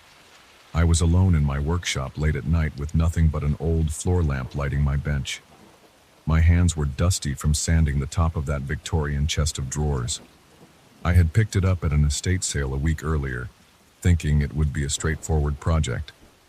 When I first touched it, I felt a slight unease, but I brushed it off as fatigue. I don't usually get rattled by small stuff. I've been a restorer for over 15 years, and I've worked on pieces with strange histories. But this one was different. I felt a light draft against my ear and heard a faint voice. It sounded like a breathless whisper, something like a single word or a short phrase. I paused and looked around. My workshop is a large open space with a wall of windows facing the street. There's a concrete floor, a high ceiling with exposed beams, and scattered tables covered in half-finished projects. I have my tools sorted in clear plastic bins, everything labeled. That night, everything was quiet except for the hum of a small fan in the corner. I listened again but heard nothing. I thought I must have been tired. I wiped my hands on a rag and decided to close up for the evening. When I locked the front door and stepped outside, I couldn't shake the feeling that I was forgetting something. My neck felt tense, and my breathing was uneven. I drove home and tried to watch TV, but my thoughts kept drifting back to that whisper. It didn't sound like a breeze or the building settling. It sounded like someone was trying to speak, then got cut off. I ignored it for the rest of the night and went to bed early. The next morning, I went back to the workshop at sunrise. I wanted to get a fresh start on sanding the edges of the chest of drawers. I turned on the overhead lights, put on my respirator, and used a piece of fine grit sandpaper to work around the drawers. As I ran the paper along the decorative trim, I heard the whisper again. This time it lasted longer. It was coming from inside the chest. My body tensed. My hands froze. I could feel my heart pounding in my chest. I leaned closer, placed my ear near the opening where the drawer slides, and waited. The whisper repeated a short phrase. It sounded like my last name. I yanked my head away and stood still for several seconds. I told myself this had to be in my head. Maybe I was stressed. Maybe I needed a break. But it didn't feel imaginary. It was too clear. I decided to continue the restoration and see if it stopped. I pulled out my tools and started tightening some loose screws on the back panel. That's when I heard it again, only clearer. It said something about my father. It mentioned details about him that I thought only I knew. The scar on his left hand, the signet ring he used to wear. I dropped the screwdriver and backed up until I hit my work table. I stared at the chest of drawers, breathing hard. I called my father right away. He lives a couple of towns over.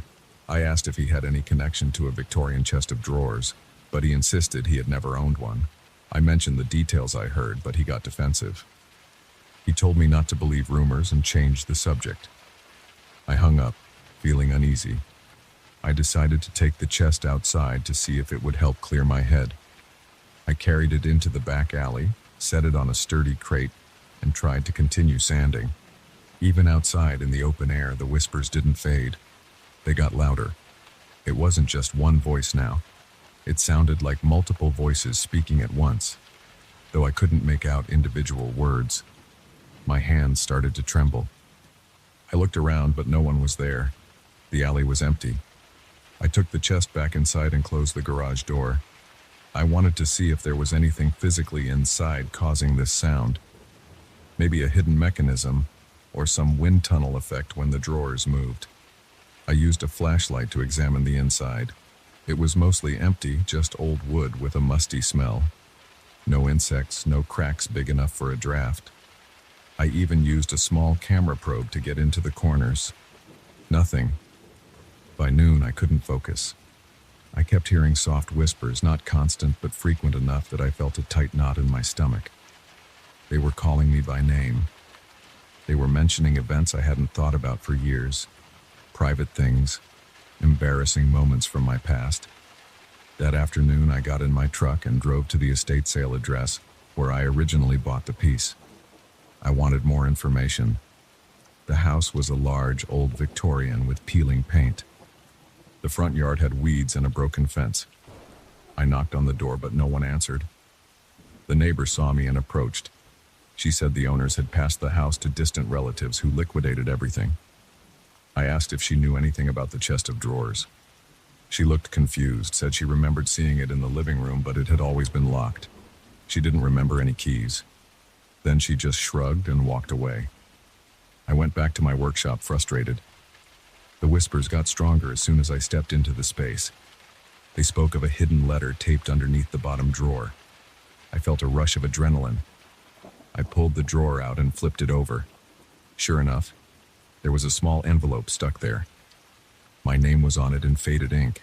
My hands shook as I slid it out. Inside, I found a piece of folded parchment. The handwriting was old-fashioned.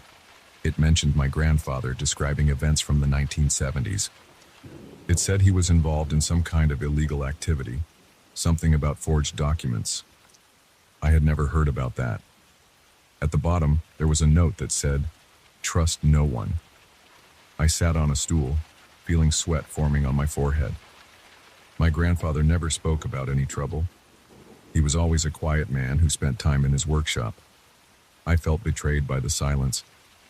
I didn't understand how my name ended up on that envelope. The whispers in the chest got louder while I held the letter. I felt like they were pushing me to dig deeper. I stared at the chest, my heart pounding. The voices were urging me to ask my father more questions, to look for evidence in my grandfather's old shed.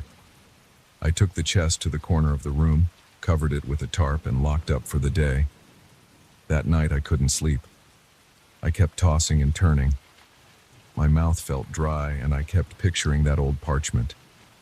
I got out of bed around 5 a.m. and drove straight to my father's place. He has a small house on a quiet street. It was still dark when I arrived. He answered the door in his robe, looking confused. I told him I needed to see Grandpa's old shed. He hesitated, but eventually led me around back. The shed smelled like mold and sawdust. It was cramped, with a few old tools hanging on hooks. A rusty cabinet stood against the wall. My father insisted there was nothing of value inside, just junk. I pried open the cabinet and found old ledgers, receipts, and notes. Most were faded, but one stack was wrapped in plastic. I pulled it out. My father's eyes darted around. He told me to be careful. I unwrapped the plastic and found documents that looked like they had official seals. Some were half-filled forms. I saw references to properties in different states and sums of money. I saw my grandfather's signature on them. My father sighed and admitted that my grandfather had been part of a fraud scheme. He said it ended badly and that they paid off some people to keep it quiet. He had sworn never to speak of it again. I felt a twist in my stomach. I realized the whispers were telling the truth. It wasn't an innocent piece of furniture.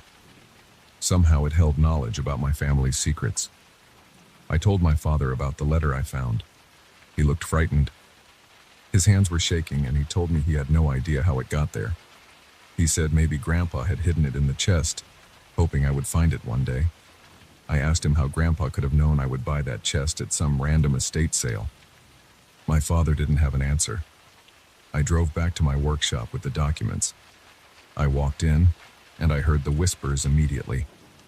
They sounded urgent, like they wanted me to keep going. They revealed that there was a hidden compartment in the lower drawer. I rummaged through the chest of drawers again, pulling out each drawer, checking every inch. I found a loose board in the back of the lower drawer. When I pried it open, a small brass key fell out. It had a tiny number stamped on it. I recognized the number as part of a bank safe deposit box code. My heart pounded. I'd seen something like that in my father's papers once. I stashed the key in my pocket. The whispers seemed satisfied, almost quieter but still present. Over the next few days, the voices started predicting things. One morning, they hinted that an important phone call would come from someone I hadn't spoken to in years. I shrugged it off as nonsense. But that afternoon, my uncle, who moved away a decade ago, called out of the blue. He wanted to ask about a property my grandfather had owned. I nearly dropped my phone when I realized the whispers had warned me. They also mentioned a hidden safe in my father's basement, filled with old records. When I confronted my father, he looked at me like I was reading his mind.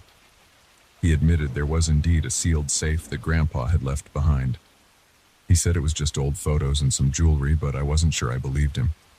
Each day I returned to the workshop, and each day the chest of drawers gave me another piece of information. I started wearing earplugs to block it out, but I could still feel the buzzing in my head. It never hurt, but it made me anxious. My shoulders were always tight. I caught myself sweating when I was near the chest. I felt a constant need to check it, to open the drawers, to listen. The predictions kept coming true. Small things like visitors showing up unannounced, or random appliances breaking down, or a sudden change in the weather. The bigger stuff related to my family's hidden business. I found myself digging into bank statements, property deeds, old crates in Grandpa's shed. Every time I found something new, the voices calmed for a moment, like I was doing what they wanted. I started to worry about my own sanity. I tried to get rid of the chest of drawers. I put it up for sale online. Nobody showed any interest, which was unusual for a Victorian piece in decent shape. I considered hauling it to a warehouse, but the moment I tried loading it into a truck, the whispers grew harsh. I felt a headache forming right behind my eyes, and it only eased when I brought the chest back inside. It was like it didn't want to leave. I gave up and set it against a wall, draping it with a thick cloth. One afternoon, I decided to confront the chest directly. I pulled off the cloth and stood in front of it. I spoke out loud, telling it I knew what it was doing, that I knew it was connected to my family's secrets. I felt a vibration under my feet, like a subtle tremor in the concrete. The voices whispered about how everything was set in motion decades ago, and how I was just the final piece in the puzzle. I felt lightheaded, but I refused to back away. After that, the chest's predictions started focusing on me. It whispered things about my next steps, about who would contact me next, about what I would discover in the bank's safe deposit box. I tried to ignore it. I didn't sleep well. My eyes felt raw from lack of rest. My appetite was gone. I kept pacing around my workshop. The chest was always on my mind. I had opened some dark family history and there was no going back. My father stopped taking my calls. He was probably worried I'd dig up something that would implicate him or other relatives in Grandpa's old crimes. Finally, I decided to follow one last lead. I took the brass key and visited the bank that matched the code. I asked if there was a deposit box under my grandfather's name. The clerk hesitated, but after I showed ID and explained my grandfather had passed his estate along, she led me to a private room. Inside the box, I found old black and white photos of my grandfather with unknown business partners. I found receipts for large sums of money, passports with different names, and a few pieces of jewelry. Nothing indicated violence, but it was clear he'd led a double life. I took the box's contents, locked it back up, and walked out feeling tense. Back at my workshop, I set the photos and papers on the bench. The chest's whispers rose again, urging me to look behind one photo in particular. I slid it out of its frame and saw a final note scrawled across the back. It was my grandfather's handwriting. He wrote that he regretted his mistakes, that he hoped I would forgive him, that the chest of drawers had been part of his life's biggest risk. He apologized for leaving me to discover his secrets this way. I stared at the note, uncertain how to react. My chest felt tight. The whispering sounded calmer, like a soft breeze. I placed the note on the table and decided to finish the restoration. I sanded the surfaces until they were smooth. I applied a fresh stain. I fixed the loose handles. I worked methodically, focusing on each detail. The whispers guided me to a few hidden cracks, telling me where I needed to reinforce the wood. By the time I applied the final coat of varnish, the voices were barely audible. They sounded like they were fading. At the end of that day, I stepped back and looked at the restored chest of drawers. It looked solid and polished, ready for use. I felt uneasy, but also a little relieved. I realized I'd learned all the chest had to tell me. My family's secrets were out in the open. I pulled the tarp over it one last time, locked up the workshop, and drove home. The whispers didn't follow me that night. I still have the chest stored in a corner of my workshop, sitting quietly under its covering. I haven't heard any new whispers in weeks. My father and I have barely spoken, but I know we'll have to talk about everything soon. I feel a strange sense of closure, though it hasn't wiped away the tension. Part of me wonders if the chest has more to reveal, if it's just waiting for the right time. But for now, it's silent, and I'm trying to move on. I can't say everything feels normal, but I'm not hearing those whispers anymore. I don't know if that's a good sign or just the calm before something else happens. Either way, I'm done restoring it. I'm keeping it locked away. If it starts whispering again, I'm not sure what I'll do. But for now, I'll live with what I know, and that's more than enough.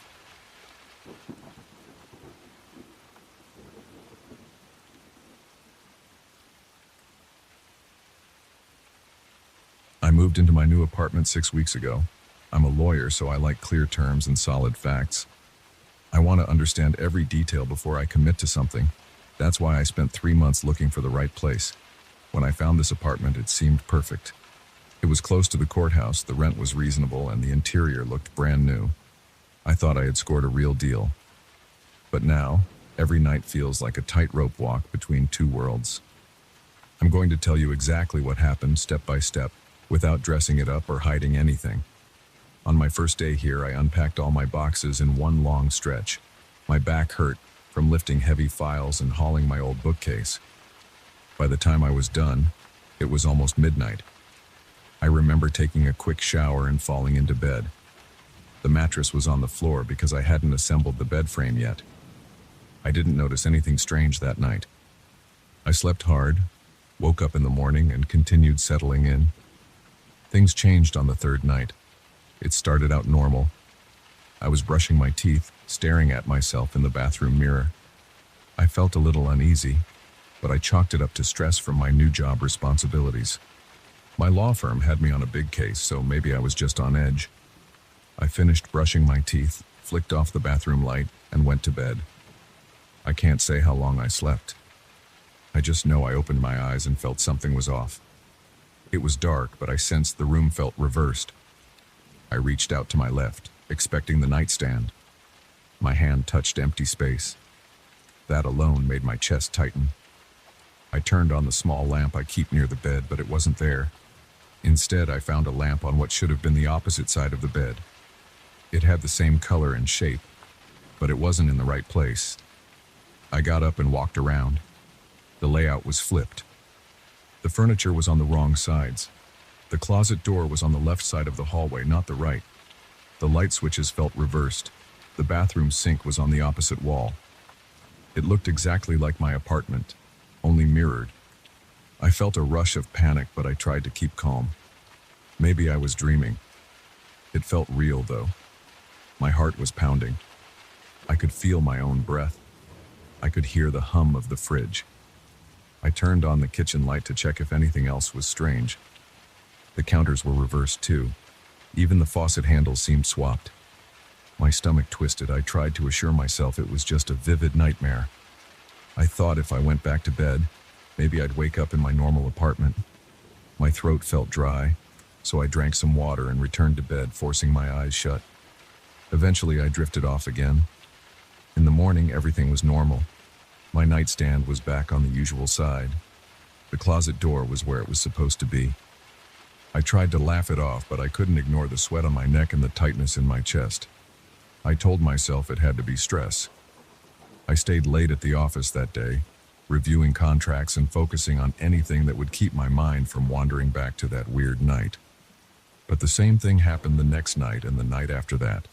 It started the same way. I'd fall asleep, then wake up in the middle of the night in a reversed apartment.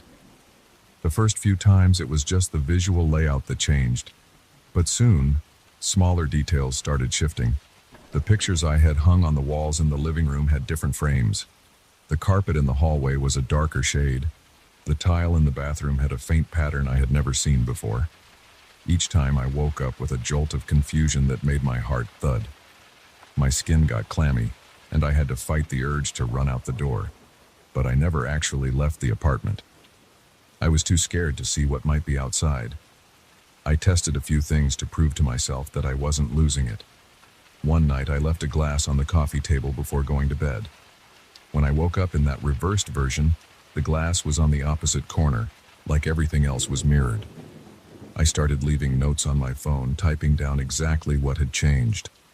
I'd write about the color of the walls, the patterns on the curtains, and the position of my furniture. When I woke up the next morning in my normal apartment, I'd compare those notes to the actual layout. Everything in the normal apartment stayed the same as when I fell asleep. But in that nighttime place, details kept shifting. It was never a full redesign. It was all subtle, like small variations piling up. It kept me on edge because it felt like the walls were closing in on me.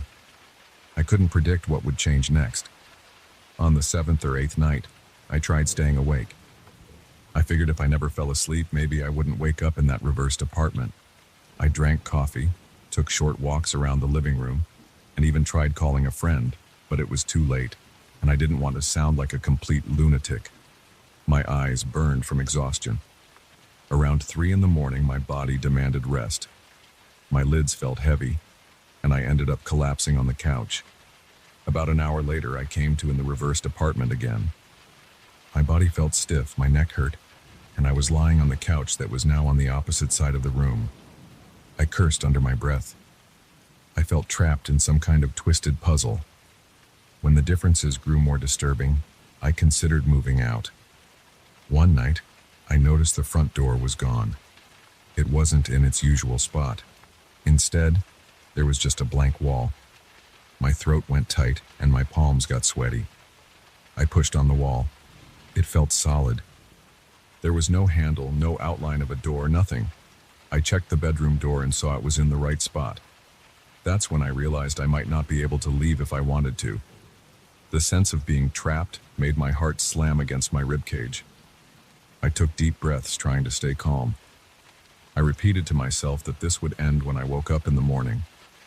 The next day, I did find my door in the normal place, but that memory stuck with me. Another time, I found the windows had changed shape. Instead of wide rectangles, they were narrow slits. The curtains I had hung were bunched up on the floor, useless. I could see the streetlights outside, but they looked different, as if they were placed at strange angles. I couldn't see any cars. Usually there's a bit of traffic on my block, even late at night. That emptiness pushed my anxiety higher. I felt like I was in an abandoned version of my own neighborhood. My body reacted with a tight stomach and a shaky feeling in my arms. I felt like my body was locked in a low-level panic. I tried different tactics to break the cycle. I put sleeping pills in my nightstand, hoping that if I took them, maybe I'd stay unconscious long enough not to witness the shift. But it didn't help. Even if I took something to knock me out, at some point I'd open my eyes in that reversed apartment. It happened no matter what I tried. One night I hammered a nail into the wall in my normal apartment to see if it would be there in the reversed version. I woke up in the reversed version and found the nail on the opposite wall, right where it logically should be if everything was mirrored. The biggest shock came about 3 weeks in. I woke up, looked around, and realized the reversed apartment now had cracks in the ceiling. They weren't there before. The paint along the edges of the ceiling was peeling. The walls looked grimy, as if nobody had cleaned them in years. My furniture was dusty and the entire place smelled musty. I ran my finger along the tabletop and saw a thick coat of dust. That made me breathe faster. It felt like my apartment had aged overnight in this mirrored dimension. I wondered if I was seeing a future version of it or a neglected alternate version, but I tried not to dwell on that. My main focus was getting through the night. When I returned to the normal apartment in the morning, everything was still clean, fresh, and in good shape. I felt relief, but it was a short-lived feeling. I had to go to work and pretend everything was fine. My boss asked me why I looked tired and edgy. I just said I had been working late. I couldn't tell him I was flipping between two realities each night. That sounded ridiculous, and I didn't want to risk my career. A few nights after that, I noticed something else that really bothered me. In the reversed apartment, some of my personal items were missing. My law textbooks were gone. The framed certificate from law school wasn't on the wall. My suits weren't in the closet. Instead, there were empty hangers. I kept searching for a clue, but I couldn't find any of my belongings that tied me to my legal career. I found generic clothes in the drawers. T-shirts, plain pants, no suits or ties. That unsettled me. It made me question my own identity in that place. At this point, I wasn't sure which apartment was real. I'd fall asleep in the normal one, but I'd wake up in the reversed one. Then I'd fall asleep there and wake up back in the normal version. During the day, everything seemed typical. During the night, I entered this messed up reflection of my life. It wasn't killing me, and there were no direct threats, but the constant uncertainty felt like it was eroding my sanity. I tried not to think about long-term consequences. I just focused on coping with each night. The most unnerving experience happened around the start of my 4th week. I woke up in the reversed apartment as usual, but the lights in the hallway were flickering. The bulbs in the ceiling looked old. I heard a buzzing noise from somewhere, like a faulty electrical circuit. The walls felt closer than usual and the furniture was spread out in weird angles. The coffee table was flipped. The couch was halfway across the room and the curtains on the windows were torn. I noticed a cold draft coming from a gap beneath the front wall. There was still no door. I pressed my ear against that wall and heard a faint dripping sound. It was steady and rhythmic, like water hitting a metal bucket. My heart pounded in my throat. I had no idea what was out there. I stayed close to the wall for a minute, hoping to learn something, but it only made me feel more uneasy. At that moment, my head started throbbing. My hands were shaking. I wanted to get out of there, but I couldn't. The only thing I could do was try to sleep again. So I lay down on the couch, staring at the flickering lights. My skin felt clammy. I inhaled slowly, closed my eyes, and tried to force myself into unconsciousness. My mind kept racing with questions. Did I cause this? Is there a way to wake up faster? Am I actually awake now, or am I stuck in a loop? Somehow I managed to drift off. When I woke up again, I was back in the normal apartment. I checked the time on my phone. It was 4:15 a.m. I felt dizzy and nauseous, but I was relieved. I got up, ran to the bathroom, and splashed water on my face. The reflection looked normal. The sink was on the correct side. I noticed my knuckles were white from gripping the edge of the counter. I took a few deep breaths and decided I'd had enough. My plan was to pack my things and leave the next day. I didn't care if I had to break the lease. My peace of mind mattered more. The next morning, I called a real estate agent. I told her I wanted to find a new apartment as soon as possible. She said she'd line up some viewings for me. That night, I put my suitcases in the living room. I didn't pack them completely, but I wanted everything ready to go. I sat on my bed, flipping through channels on the TV, trying not to doze off. Eventually, my eyes got heavy again. I fought it, but I lost.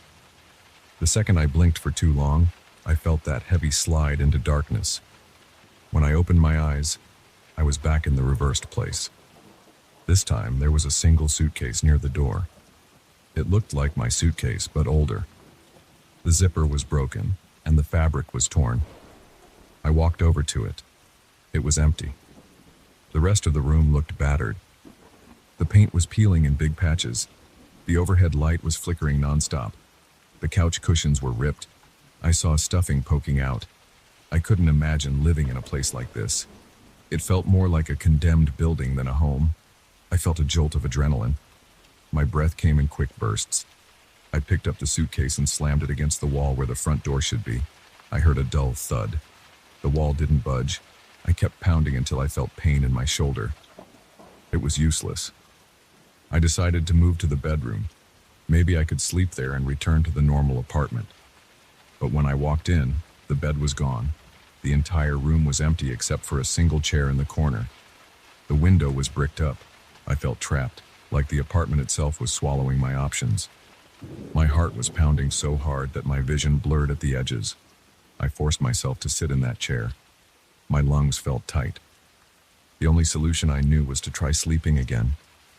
I slumped forward, resting my head in my hands. My arms felt shaky. The air was cold enough to make me shiver. I closed my eyes, focusing on the sound of my own breathing. I refused to think about where I was. I just needed to escape. After some time, I don't know how long, I managed to drift off. When I woke up, I was back in my normal bedroom. My suitcase was still on the floor, intact. The walls were clean, and the bed was in the right place. Relief flooded me. The next day, I told my real estate agent I would take the first decent apartment she showed me. I didn't care about the rent or the size. I just wanted out. She found a smaller place in a nearby neighborhood. It wasn't as nice, but at that point I didn't care. I signed the lease the same day. Right now, I'm in the process of packing. I'm trying to stay awake until I can move all my stuff out. I'm not sure if moving will solve the problem, but I have to try. I feel a sense of urgency, like time is running out. My biggest fear is that if I spend one more night here, I might not come back to this reality in the morning.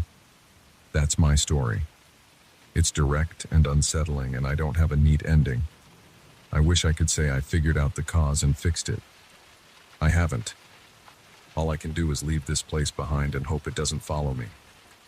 I'm a lawyer, but there's no contract that covers this kind of thing. All I have are my instincts telling me to get out before something worse happens. So that's exactly what I'm going to do. As soon as the sun rises, I'm loading up a truck and driving away. And if this reversed apartment tries to pull me back, I'll fight it with everything I have. I'm not staying here another night. That's my only plan, and I hope it's enough.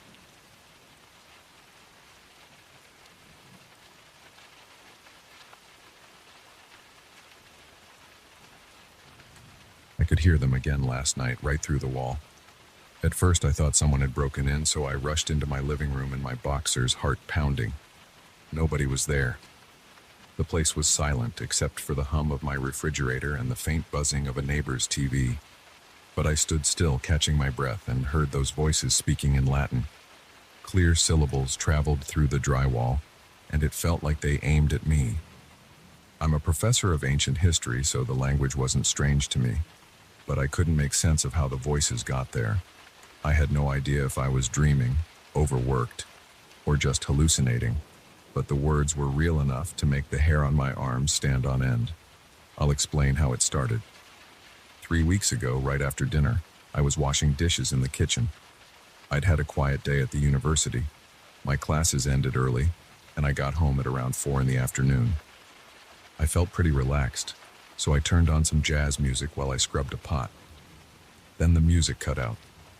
I heard static for a couple of seconds, and then I heard 2 or 3 voices speaking in an even tone. I recognized some words: ritus, ordo, sacerdos, ritual, order, priest. I lowered the volume on the radio, making sure I wasn't mixing up the broadcast with some weird interference, but the voices sounded like they came from inside my wall. I pressed my ear against the wallpaper, my hand still wet with soap suds. My chest felt tight and my breathing turned shallow. For the next minute, I just listened. They were speaking in a conversational way, but everything was in Latin. I caught a few phrases about an upcoming ceremony. They spoke about needing a new officiant. They mentioned some old-sounding names, or maybe they were references to Roman gods. I'm not sure. My Latin is decent, but I was too stunned to translate everything perfectly. I stepped back and dried my hands, thinking maybe there was some logical explanation. Maybe some shortwave radio was picking up a weird broadcast next door. I tried to shake it off, but I felt my pulse thumping in my neck. I didn't know what else to do, so I finished washing the dishes and sat down on my couch. That night, I couldn't sleep. My mind kept circling back to those voices. I live alone, so there was nobody to ask if they heard it too. I must have checked my front door and windows 5 times. Everything was locked.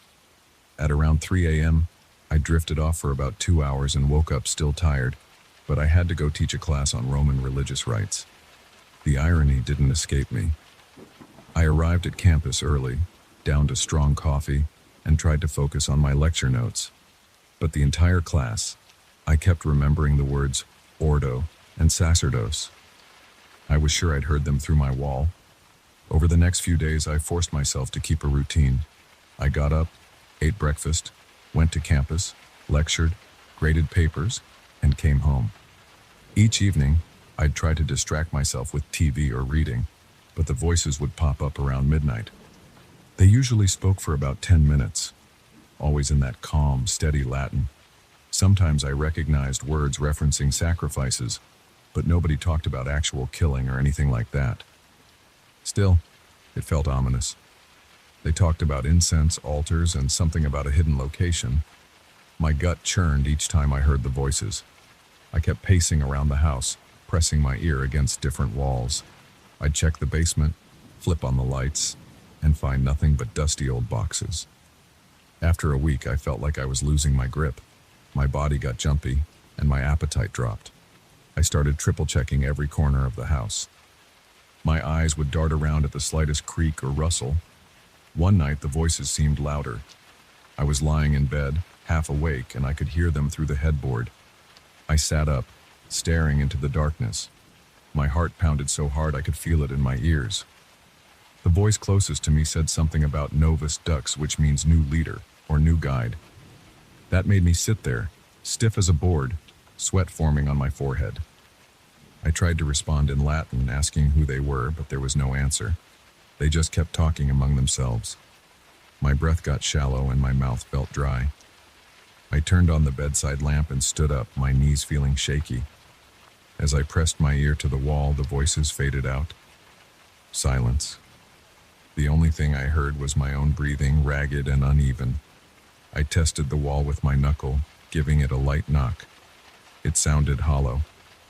I'd always known the walls were thin, but never suspected anything behind them. The next day, I decided to call a friend who's a colleague at the university. He's an archaeologist with some side interest in weird transmissions and old languages. I asked if he'd ever heard of radio interference that sounded like ancient voices. He chuckled and said no, but he mentioned that sometimes old buildings pick up faint frequencies. He also reminded me that stress or exhaustion can cause auditory hallucinations. I didn't like that answer. I wanted a logical explanation, but I refused to believe I was just hearing things. I felt too alert, too grounded, despite my tension. So I just thanked him and hung up, feeling more alone than before. That night, the voices came back. I sat in my living room with a notepad, determined to write down everything I understood. I left all my lights on. The time was around 11:45 p.m. My house was quiet. I waited, tapping a pen against my thigh. My nerves were on edge. Then I heard them again, right behind the bookshelf this time. I practically jumped off my chair and knelt down, pressing my ear to the corner. There were at least two distinct voices, maybe three. They repeated certain words: tempus, paratus, invoke, and discipulus.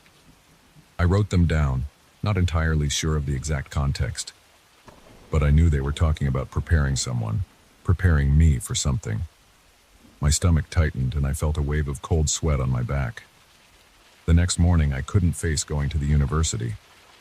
I emailed my department, claiming a migraine. Then I spent hours searching my house for hidden rooms or old plumbing vents that might transmit sound from somewhere else. I found nothing. When I looked behind the bookshelf, I noticed some scuff marks on the hardwood floor, like the bookshelf had been moved slightly in the past.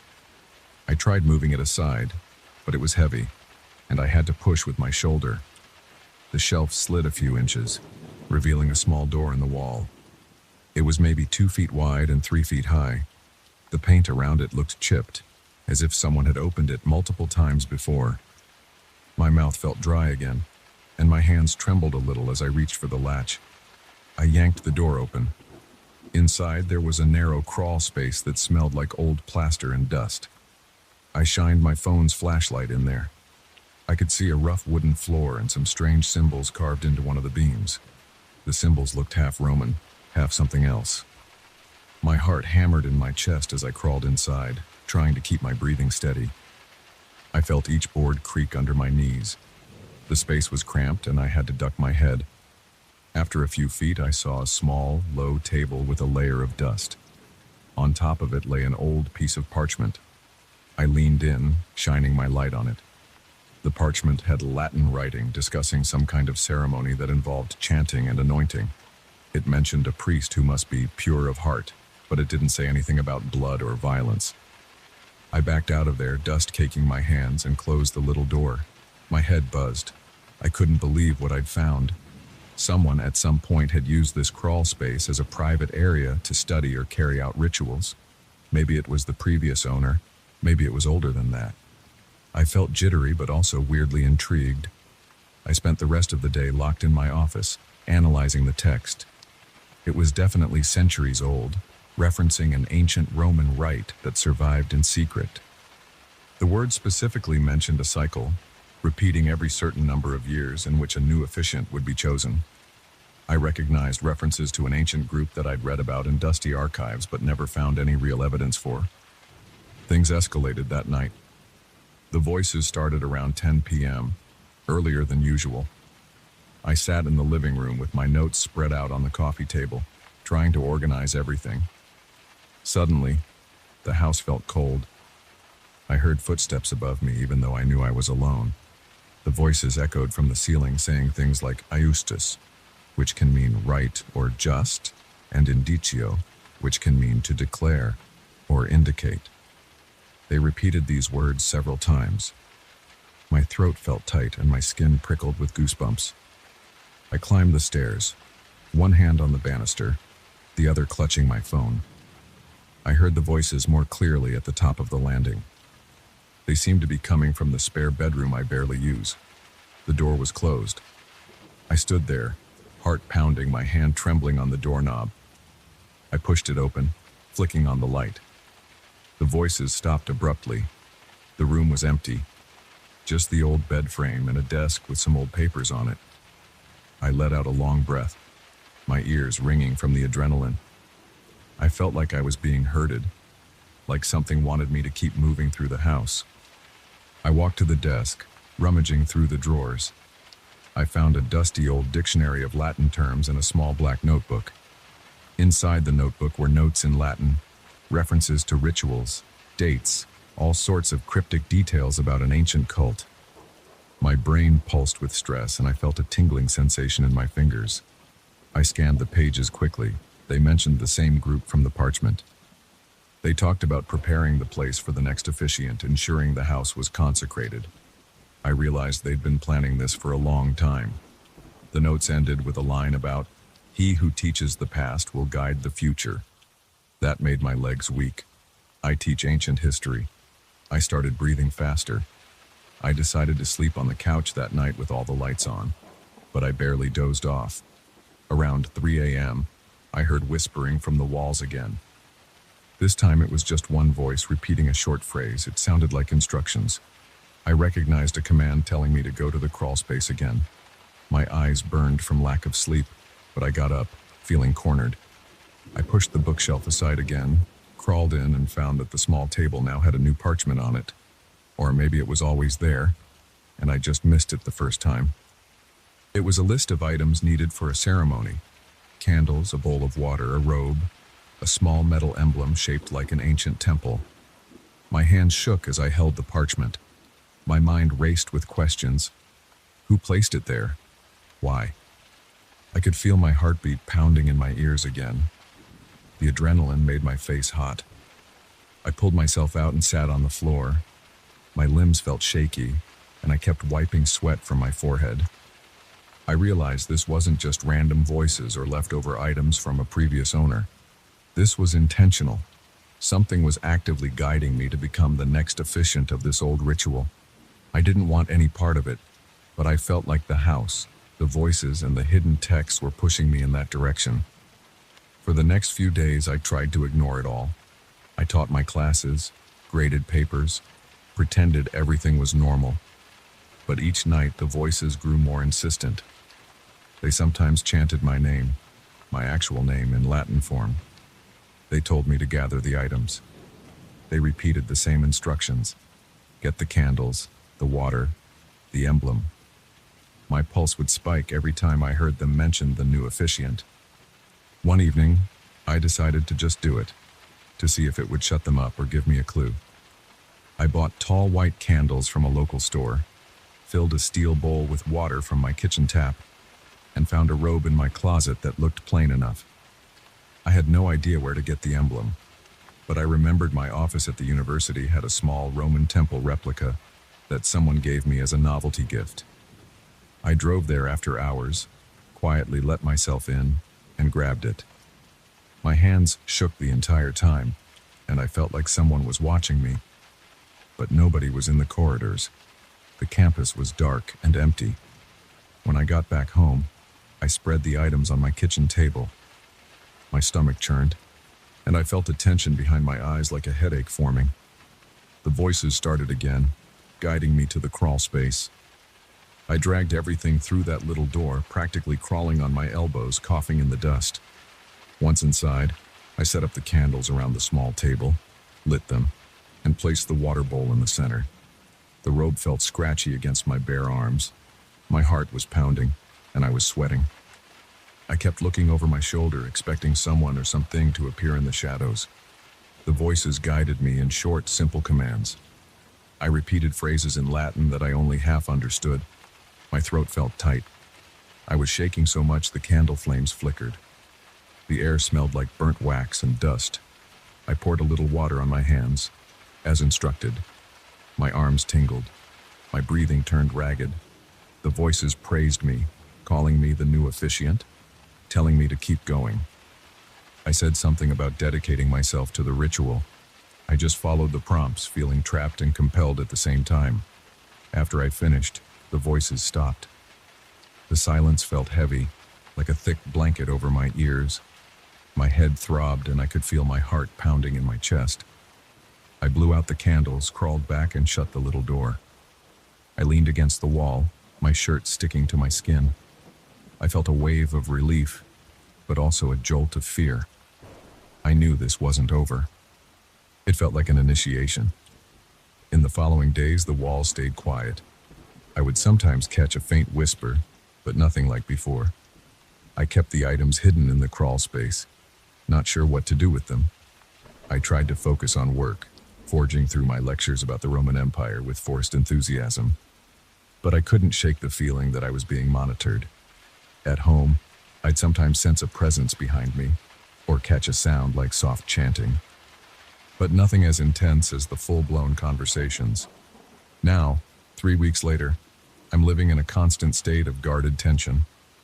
I know there's more to come. The text mentioned repeated ceremonies, each one more involved than the last.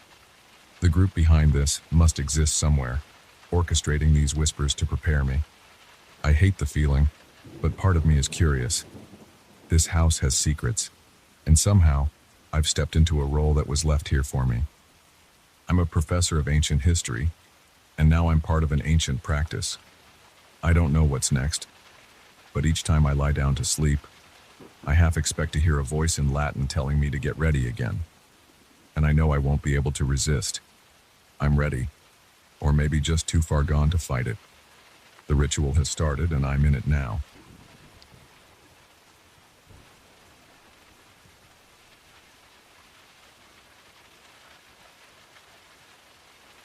I still remember the day I got those Victorian mirrors. I was at an estate sale, picking through a room filled with old furniture and random objects. My shop wasn't doing great, but I had enough customers interested in vintage mirrors and odd trinkets. When I saw this set of 5 tall mirrors lined up along a wall, I noticed the intricate wooden frames and the slight stains along the edges of the glass. Each one looked heavy and worn, but something about them caught my eye. The seller told me they'd been stored in an attic for decades. I bought them on impulse. I figured I could clean them up and sell them for a decent price. I hauled them back to my store in my old pickup. I remember how each mirror rattled in the bed, even though I had them wrapped in blankets. My muscles burned as I lifted them out one by one and leaned them against the back wall of my shop. I own a small place on a side street, so I had to squeeze them around a bunch of other items. I wiped the dust off them, but I didn't pay too much attention to the glass. I was in a hurry that day. The next morning, I walked into my shop about half an hour before opening. I flipped the lights on and glanced at those mirrors. Right away, I noticed that something seemed off about my reflection in the center mirror. At first, I thought the glass had a wave or distortion in it. I moved closer to get a better look. My reflection seemed normal except for a slight difference in how my hair was parted. I ran my hand over my head and I felt my usual part, but in the mirror, my hair parted on the other side. I looked at the other mirrors, but those reflections looked fine. I shrugged it off. Maybe it was just some warping in the glass. Later that day, a customer came in and asked about the mirrors. I told him they weren't ready for sale yet. I planned to refinish the frames and polish the glass. While I talked, I kept noticing that center mirror from the corner of my eye. My reflection seemed to shift as if I was watching someone who moved at a slightly different speed than me. I felt a bit uneasy, but I kept my focus on the customer. After he left, I tried to ignore the mirrors and got on with pricing some other antiques. Over the next few days, I rearranged my shop to display the mirrors.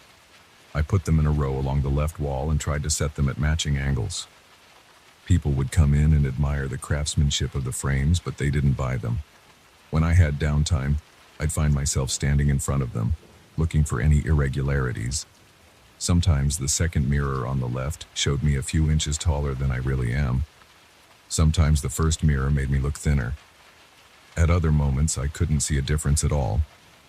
After a week of this, I started to get more curious. I decided to examine each mirror carefully. I took a notepad and stood in front of the first one. It reflected me in my usual jeans and t-shirt, but I noticed my face looked a bit more tired. I saw lines around my eyes that I didn't notice in real life. In the second mirror, I seemed a bit younger. In the third, everything looked normal at first, but then I realized my posture was straighter, and I looked more confident somehow. The fourth mirror had the strangest effect. It showed me wearing the clothes I had on, but there was a faded scratch on the glass right across my left shoulder in the reflection. In real life, there was no scratch on that area of the glass. The fifth mirror seemed to have the least distortion, but sometimes I saw a flicker, like a tiny movement that didn't match my own. I felt a little uneasy, but I told myself it was all in my head. I thought maybe the glass was old and warped, or I was seeing illusions caused by the lighting in my shop. I tried different light bulbs, but that didn't fix anything. Customers started to comment on the odd reflections. Some said it was cool, others said it felt creepy. I found myself drawn to these mirrors at closing time. I'd stand there, staring at my reflections. My breath would go shallow, and my neck would tense up. I'd look at my reflection in the first mirror, then the second, and so on. My image seemed to change from one to the next, but none of the changes made complete sense. Sometimes I saw myself with a slight limp in the second mirror, even though I've never had a leg injury. In the third mirror, I'd notice a ring on my finger that didn't exist. In real life, I've never worn any ring. One night, I stayed late to do inventory. I had the lights dimmed, and I was checking some old china sets. I glanced at the mirrors and I saw one of my reflections move out of sync. I froze. My heart pounded and I held my breath. I watched as the reflection in the second mirror slowly raised its left hand, while I stood completely still with both hands at my sides. I felt a chill spread across my back and my fingers started to tingle. The reflection eventually lowered its hand, then turned its head, as if it was looking away from me.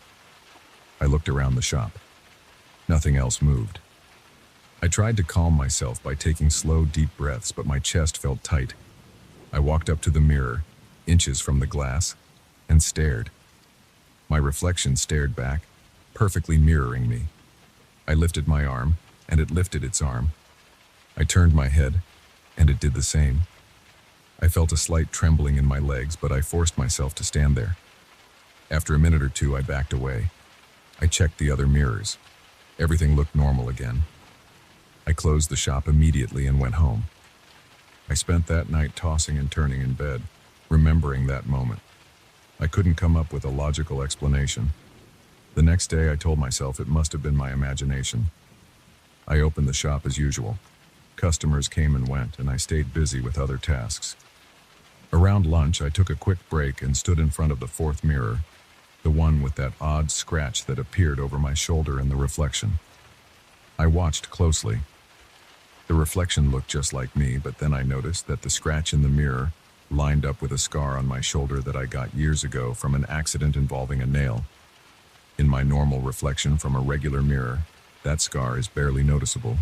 In this mirror, it was highlighted by that scratch almost as if it was a marker. I felt my pulse quicken. I reached back and touched my shoulder, feeling the faint line under my shirt. By the end of that second week, each mirror had shown me at least one major discrepancy. One reflection wore glasses. Another had a small tattoo on the forearm. Another had a slight beard. I caught glimpses of these changes at random times, and they never happened in more than one mirror at once. I felt tense all day, waiting to see if it would happen again.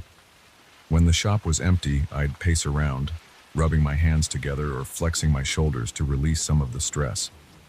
I started leaving the lights on even after closing, just so I wouldn't walk into a dark shop in the morning.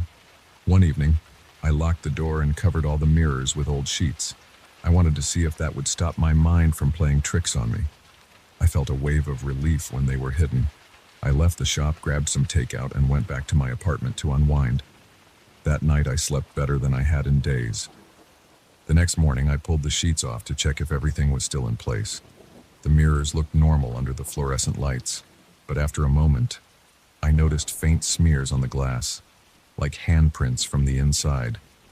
I felt my stomach twist. I couldn't figure out how they got there. They were too light to be actual prints, more like the greasy outline of fingers. I rubbed the glass with a cloth, but the marks stayed. I decided to move the mirrors into my storage room in the back, away from the sales floor. I took them one by one, grunting with effort because they were so heavy. I set them against a concrete wall. The storage room had a single overhead light that flickered sometimes. In that harsh light, the mirrors looked even more ominous. My heart raced as I adjusted each mirror. When I stood them side by side, I saw all my reflections at once. Each of them looked slightly different, even though I stood the same way in front of each mirror. One reflection had a bruise on the cheek, another looked healthier, another looked exhausted. I felt a lump in my throat. My legs were shaky. I decided not to stare too long. I covered them again and went back to the front. Over the next week, I tried to forget about them, but sometimes I thought I heard faint sounds coming from the storage room, like a soft tapping or brushing noise. Whenever I entered that room, I felt short of breath. I started leaving the lights on there, too. I felt a strange dread every time I walked by the door.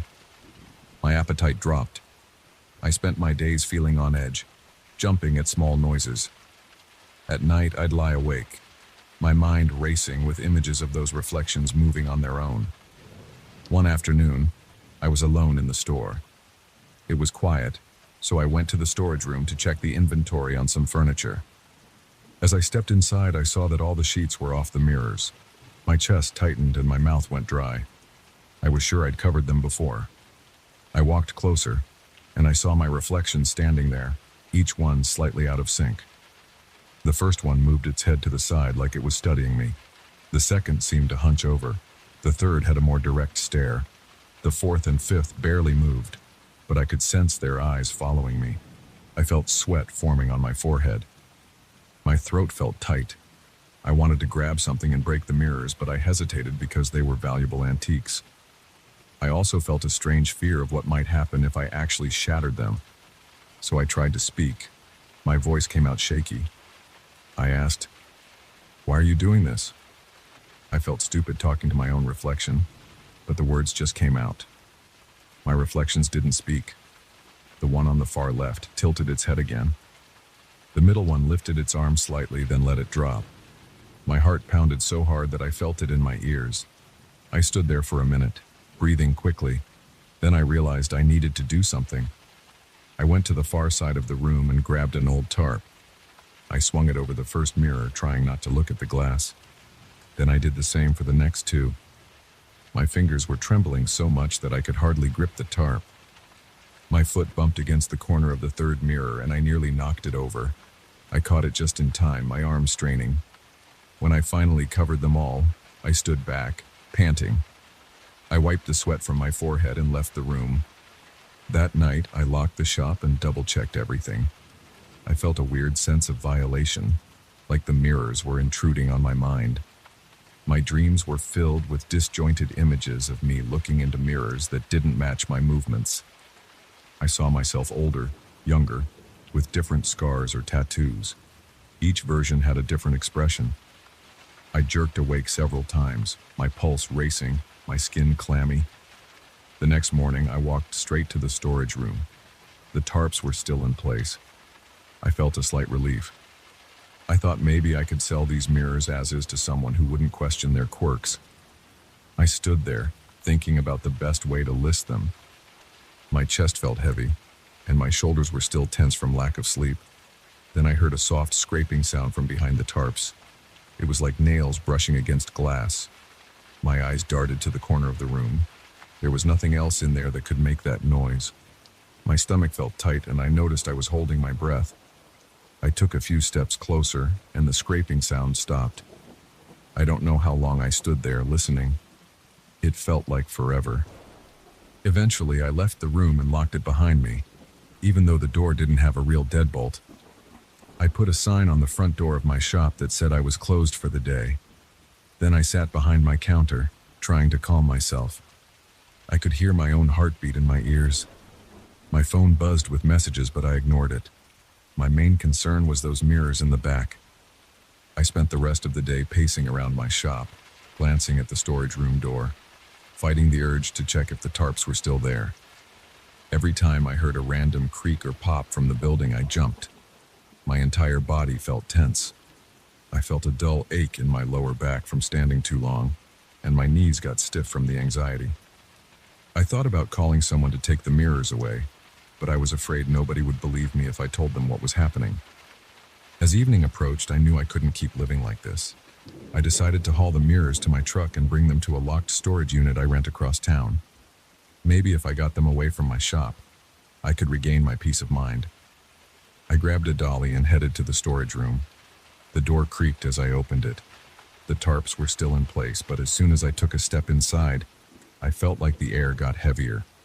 My hands shook as I approached the first mirror. I carefully lifted it onto the dolly, trying not to let the tarp slip off. The mirror felt cold through the tarp, and the frame pressed hard against my palms. I kept my gaze on the floor. I wheeled it out to the truck and slid it into the bed, propping it up with some boards. Then I went back for the second one and the third until all 5 were loaded. The entire time I felt the hairs on my arms standing up. My stomach churned. When I finished, I closed the tailgate and secured the straps.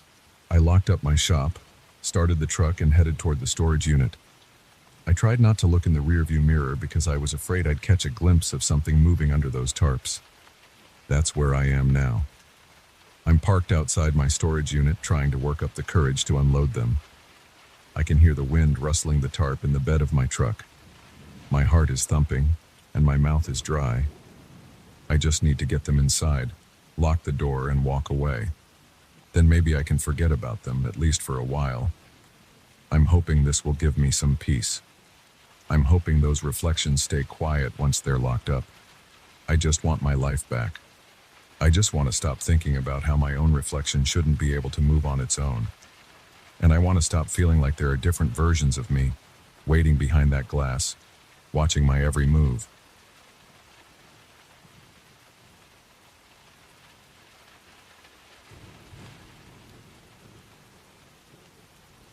I arrived at the research station 6 months ago, expecting long days of cold, quiet work.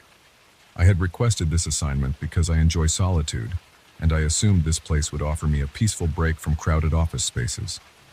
My job was simple: monitor weather systems, record temperature changes, measure wind speeds, and watch for unusual patterns. I thought I'd just fight boredom and maybe some loneliness. Then, after the 3rd week, I started noticing a series of bizarre cloud formations. I saw shapes that looked too neat and symmetrical to be random. They weren't normal puffy outlines or vague silhouettes. They formed precise arcs and angles, almost like they had been designed. The first time I saw it, I thought I was overtired. The second time, I took photographs, hoping to catch them for later review. But the pictures never showed the detail I saw with my own eyes.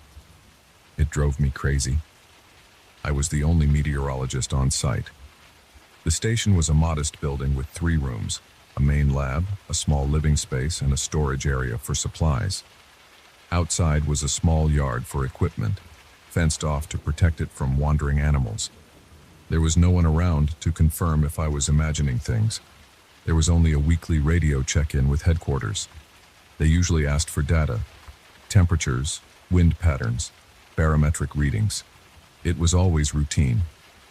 I tried to describe what I saw in the sky to them once, but they just told me to stay alert and keep recording data. They figured I was bored or playing around. I stopped mentioning it after a while. I made a habit of going outside every morning and evening to log cloud cover, humidity, and atmospheric pressure.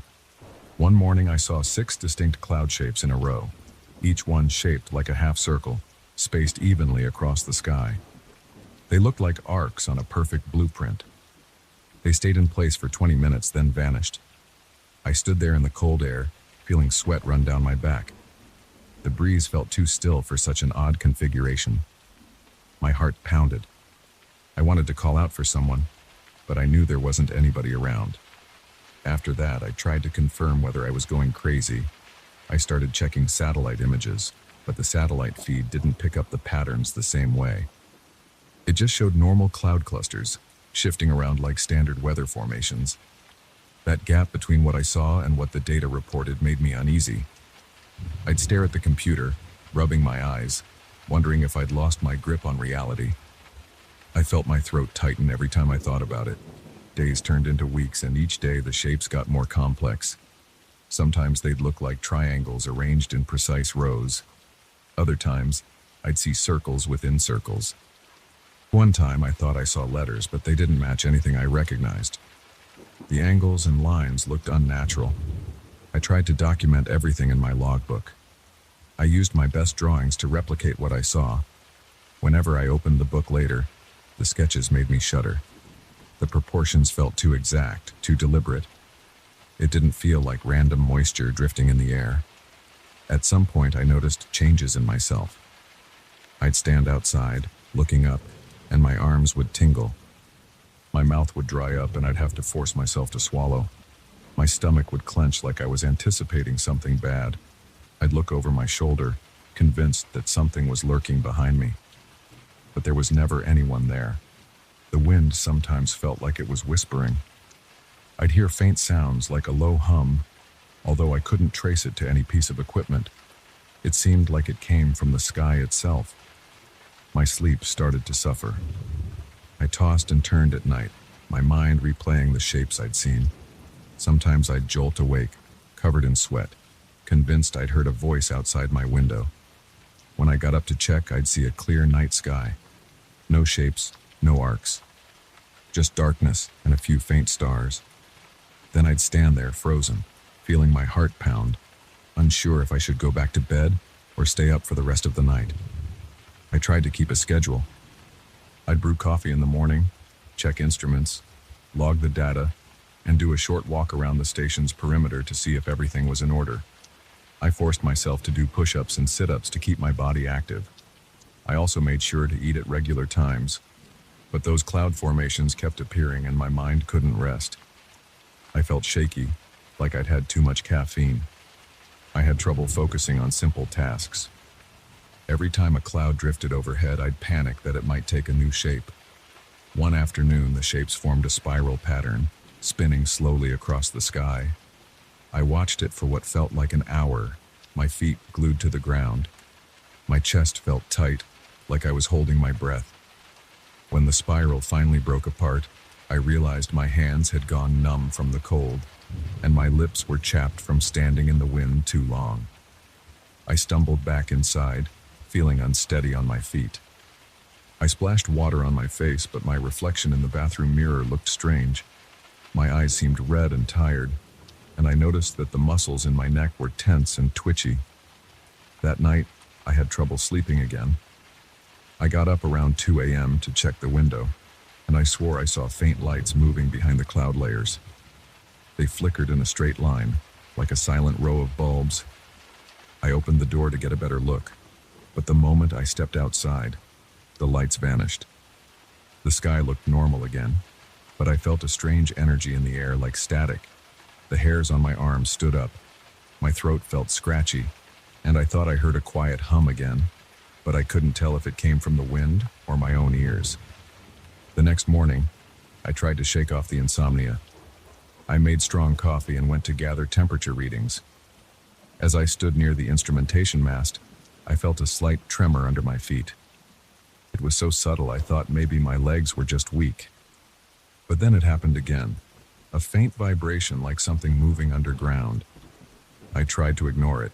The data didn't show any significant seismic activity. I told myself it was just my imagination, or maybe a shift in the foundation of the station. Later that day, I saw clouds forming a grid, perfect squares aligned across the sky, about 10 of them side by side.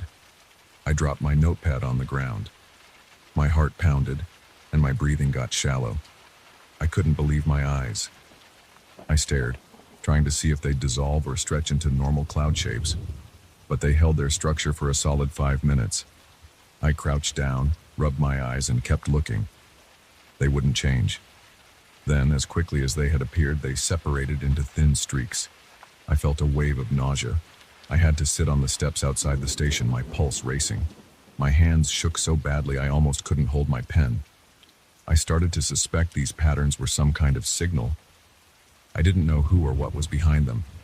I tried to record them more systematically, writing the time, temperature, and wind direction for each sighting. But the data never showed anything unusual. Barometric pressure stayed within normal ranges. Wind speeds were typical for the region. There was no precipitation. It made no sense. I called headquarters again, telling them I'd been seeing repeating patterns in the clouds for weeks. The person on the other end said they'd forward my concerns to a senior meteorologist, but I never got a follow-up. I asked if they could send out a plane or drone to do a sky survey, but they said it wasn't a priority. I felt alone, with no backup.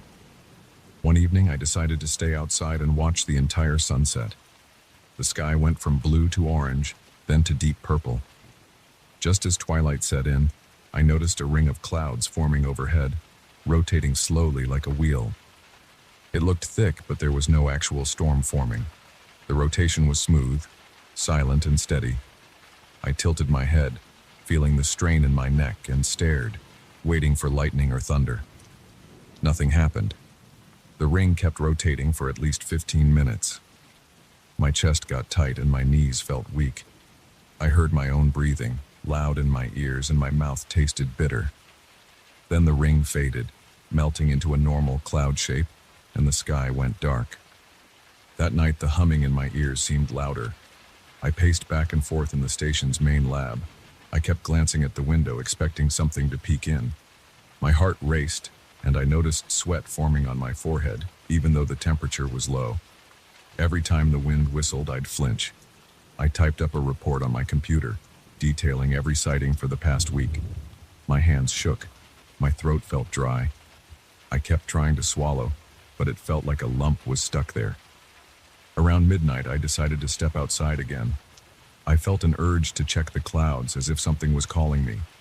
The air felt thick and cold. My teeth chattered. I looked up, and for a few seconds, I saw a new formation. It looked like diagonal lines, arranged in parallel. They flickered in the moonlight, then dispersed. My heart thudded.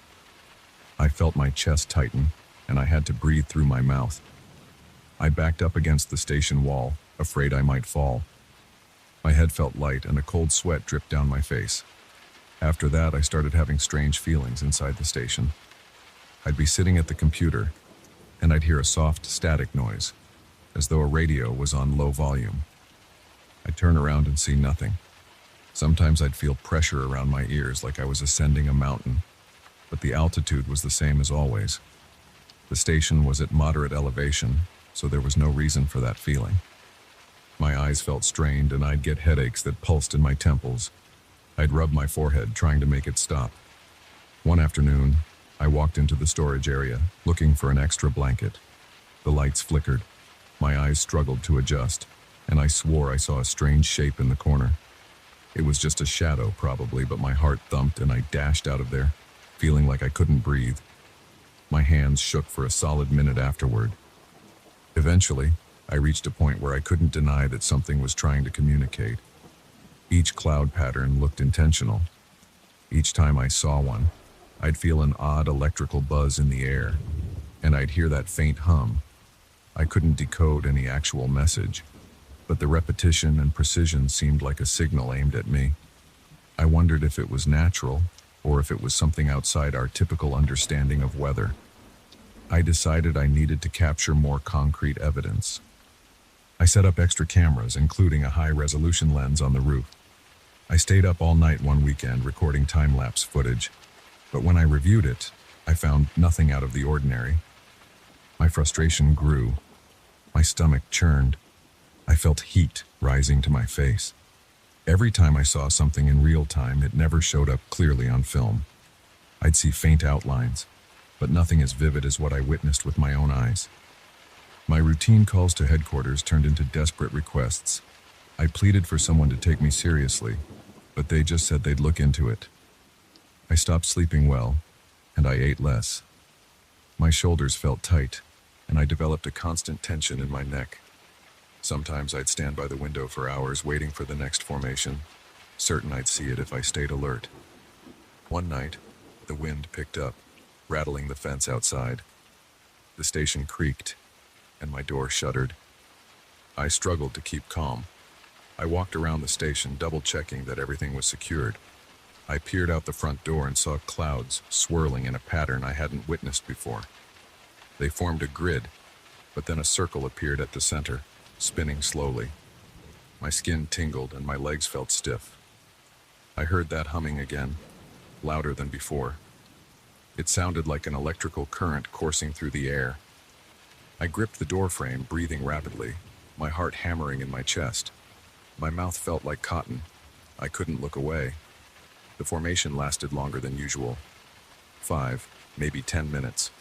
My body felt like it was caught in some gravitational pull. Then, just as suddenly, everything dissolved. The wind died down. The clouds returned to random shapes. The humming faded. My ears rang. I took a shaky step back, closed the door, and locked it. I leaned against it, trying to steady my breathing. My mind was racing, but all I could think about was the precise geometry I'd just seen. After that, I realized I couldn't just ignore this anymore. I knew I'd probably lose my credibility if I kept insisting on these sightings without proof. But I couldn't help myself. I wrote a long email to headquarters describing every event in detail. I hit send, then turned off my laptop.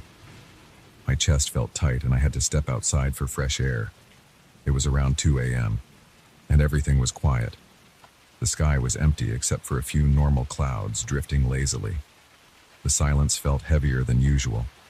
I looked around, half expecting to see someone or something watching me, but there was nothing. Just the cold air and the faint sound of the wind. I decided I'd keep watching until the research assignment ended. I had 2 more months to go. I couldn't leave early without a good reason. I wasn't in immediate danger and there were no official reports of anything harmful happening.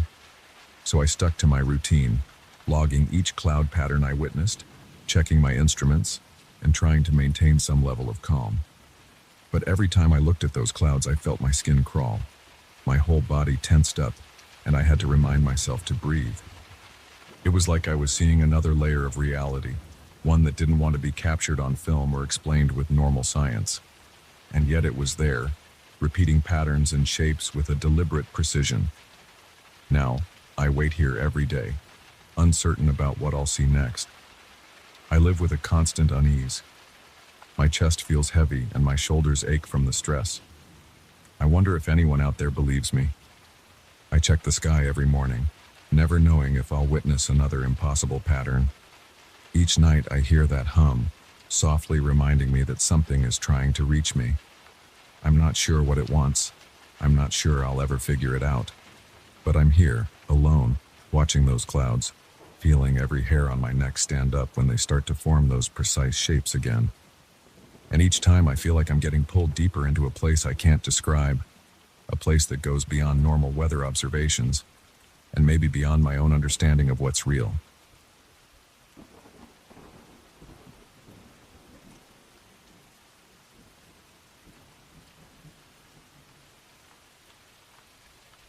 I'm not used to talking about this. It feels strange, and I still get a tight feeling in my stomach whenever I remember the first time it happened. I found something in an old clock that changed my life.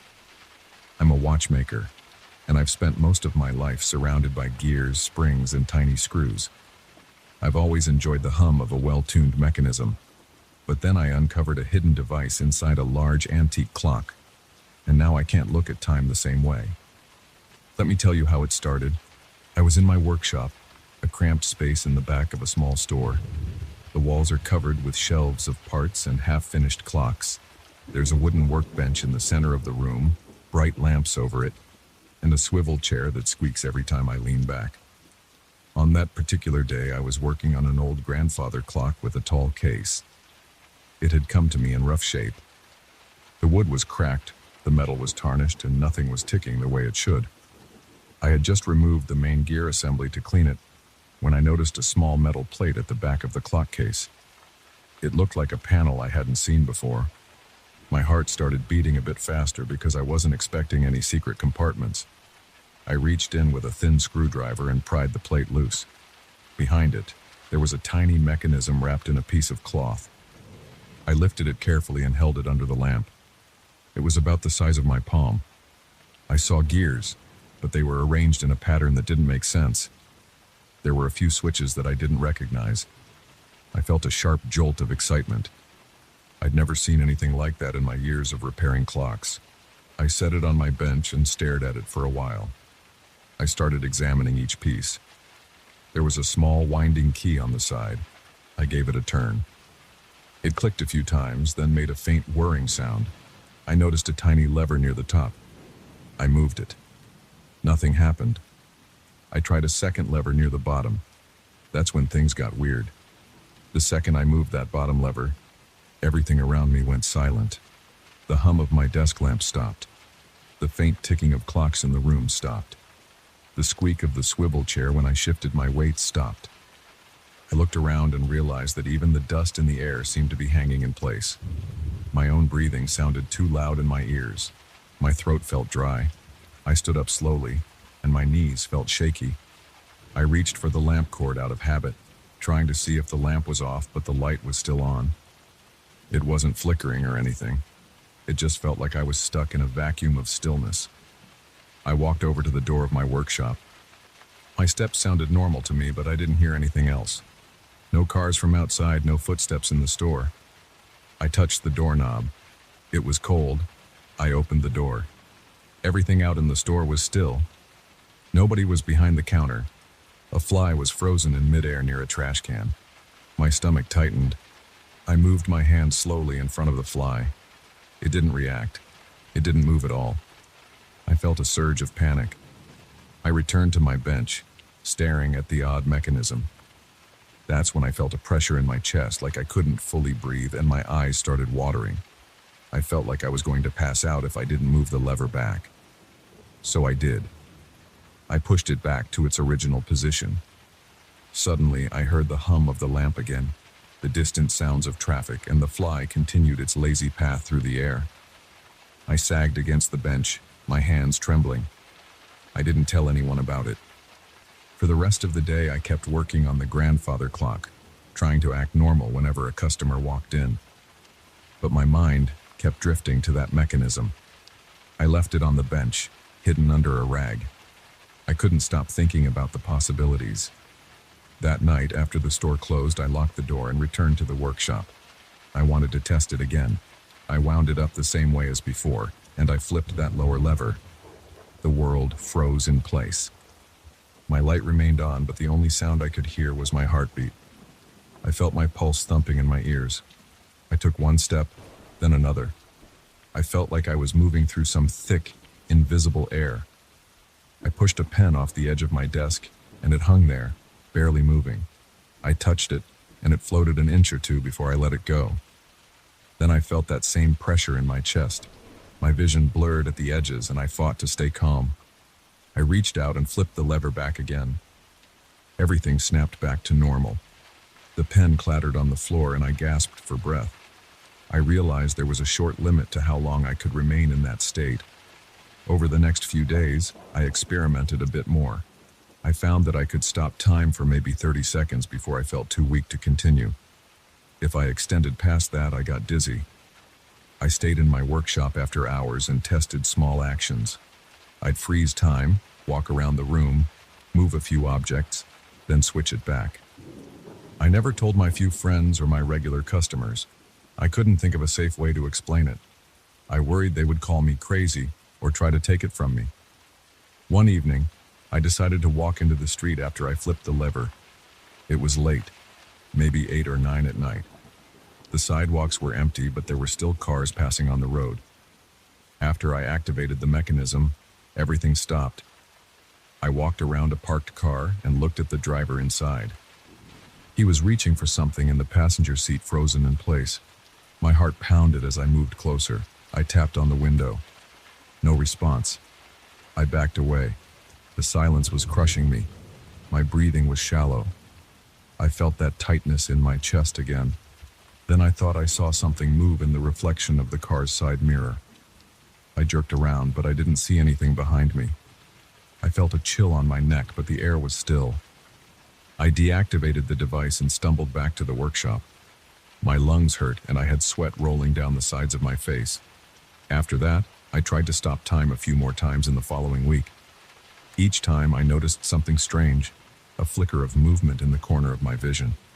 Sometimes it looked like a dark shape shifting across the floor, other times like a pale figure just behind a doorway. My hands would sweat, and my heart would bang in my chest. I started leaving my workshop lights on all night. I didn't want to see anything in the dark. One night I stayed late again. I was determined to figure out if I was imagining these movements. I thought maybe the stress was messing with my head. I decided to set up a small camera on my bench. I hit record, then activated the mechanism, but the camera obviously froze along with everything else. So that was useless. While time was stopped, I walked into the back room. I kept my eyes moving, scanning corners and shadows. My legs felt stiff and my mouth was dry. I listened for any sounds. but there was only silence. Then, out of nowhere, I heard a faint scraping noise. It sounded like metal dragging on concrete. My scalp tingled and I spun around. Nothing. I walked quickly to the main store area. My chest felt like it was constricting. A few seconds later, I had to flip the lever back. The store went back to normal. I felt like my heart was about to burst out of my rib cage. I didn't give up. I tried shorter intervals. 5 seconds, 10 seconds. I looked around each time, trying to catch a clear view of whatever was in there with me. One evening, while I had the mechanism activated, I caught the outline of a shape near the back door. It was tall, but kind of blurry around the edges. It seemed to shift or ripple. My hands shook. I couldn't breathe right. My eyes started to burn. It moved and I froze in place, panicking. Then the pressure in my chest flared up and I had to end the time stop. When everything went back to normal, there was nothing there, but I felt a lingering cold in that corner of the room. My appetite disappeared for a while, and I lost a few pounds. I kept thinking about these shapes or figures lurking in the frozen moments. I wondered what they were doing there. They never spoke or touched me, but they left me feeling drained. One afternoon, I decided to test the mechanism outside again, hoping daylight would make me feel less scared. I waited until the street was somewhat busy. I picked a spot on the sidewalk where I wouldn't draw attention to myself. I activated the mechanism and took a step forward. Everyone around me was frozen mid-stride, mid-conversation, mid-laugh. A breeze had been blowing through, and I saw a piece of paper stuck in mid-air, fluttering slowly. I turned to my left and saw a faint flicker above a mailbox. I squinted, trying to make sense of it. It looked like a cluster of spidery limbs. I heard a raspy sound, a bit like a dry whisper. My hands felt cold, and I could feel my heart knocking against my ribs. I wanted to walk away, but my legs felt heavy. The shape shifted across the street, then vanished behind a car. I kept staring, but I lost sight of it. Then I felt the dizziness come on. I flipped the lever off and stumbled to a nearby wall, holding myself up until my balance came back. I started sleeping at odd times. I'd lie awake at night, imagining those shapes waiting for me in that frozen state. I kept the mechanism locked in a small safe. I tried to ignore it for a few days, but curiosity always pulled me back. Each time I hoped I might understand more, but instead, I just kept seeing glimpses of those forms. Sometimes they looked like silhouettes of people. Other times they looked twisted with extra limbs or elongated torsos. I never saw them up close. They stayed distant or in my peripheral vision. I could never tell if they were watching me or just roaming around. I thought about getting rid of the device more than once. I even held it over a trash can, but I couldn't bring myself to drop it. I kept thinking about how incredible it was to pause time, even if it lasted only a few seconds. Despite the terror, there was a thrill in having that power. I tried to reason that maybe those things couldn't hurt me. They never touched me or chased me, but I felt sure that if they came too close, something bad would happen. The anxiety kept eating at me. One night I worked on the old grandfather clock again, the same one I originally found the device in. I had it almost fully restored. While I was polishing the pendulum, I couldn't help glancing at the mechanism sitting on my bench. Eventually, I stopped working and walked over to it. I spun its winding key and flipped the lever. My workshop went silent. A second later, I heard a scraping sound from above. I looked at the ceiling. It sounded like someone was dragging something across the rafters. My heart raced. I put one hand on the bench to steady myself. The scraping got louder. I looked around for a weapon, but all I had was a small hammer. I gripped it tight. Sweat trickled down my face. Then the scraping stopped. I waited, holding my breath. My chest started to ache. I flipped the lever off again and I heard cars outside, the steady buzz of my lamp and my own shaky breathing. I needed fresh air. I locked up, took the mechanism home, and tried to sleep, but I kept hearing noises in my dreams. In the morning, I decided to test one last theory. I drove to a quiet park near my place. There were trees, benches, and a small pond. I waited until nobody was close by. Then I flipped the lever while standing near the water. The surface of the pond turned still like glass, but my presence stirred up ripples that froze mid-motion. I looked around quickly, scanning for any shapes. I heard a light rustling from behind a tree. I tensed, gripping the device in my hand. A gray figure leaned out from behind the trunk. It had an elongated arm that reached toward a branch. I felt my stomach twist. My pulse hammered. I could almost see a face, but it was blurred, like fog over a mirror. I backed away, stepping carefully, not taking my eyes off it. It didn't move closer. It just stared, if that's the right word. My eyes burned and my breathing got rapid. I turned around, flipping the lever off as I did. The pond came back to life. The rustling of leaves returned, and there was nobody behind the tree. Now I'm back in my workshop telling you all this. I keep the mechanism in my safe, but I can't stop thinking about it. I'm exhausted. My hands shake whenever I open the safe. I don't know what those shapes are, and I'm not sure I want to find out. But part of me wants to push it further, to see if I can communicate or at least understand. Another part of me wants to crush the device under a hammer and forget this ever happened. For now, I keep it locked away. I haven't touched it in a week.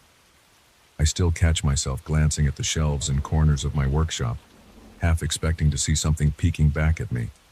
My heart thuds in my chest whenever I think I see movement in a mirror or in the corners of the room. I don't know what happens in the moments when time stops, and I don't know how these creatures got in there, or how long they've been there. I only know they watch me. Sometimes I feel sure they're waiting for me to come back. I don't know if I'll ever find the courage to flip that lever again. Maybe I will. Maybe I won't. But if I do, I'll be ready to turn it off fast. That's the only thing I'm certain of now. Because the silence in that frozen world feels worse each time, and I don't want to push my luck. That's all I can share right now. I still feel uneasy, like something could appear in the corner of my vision at any second. So I'm done talking about it, but you asked how it started. That's how. And that's why I don't look at clocks the same way anymore.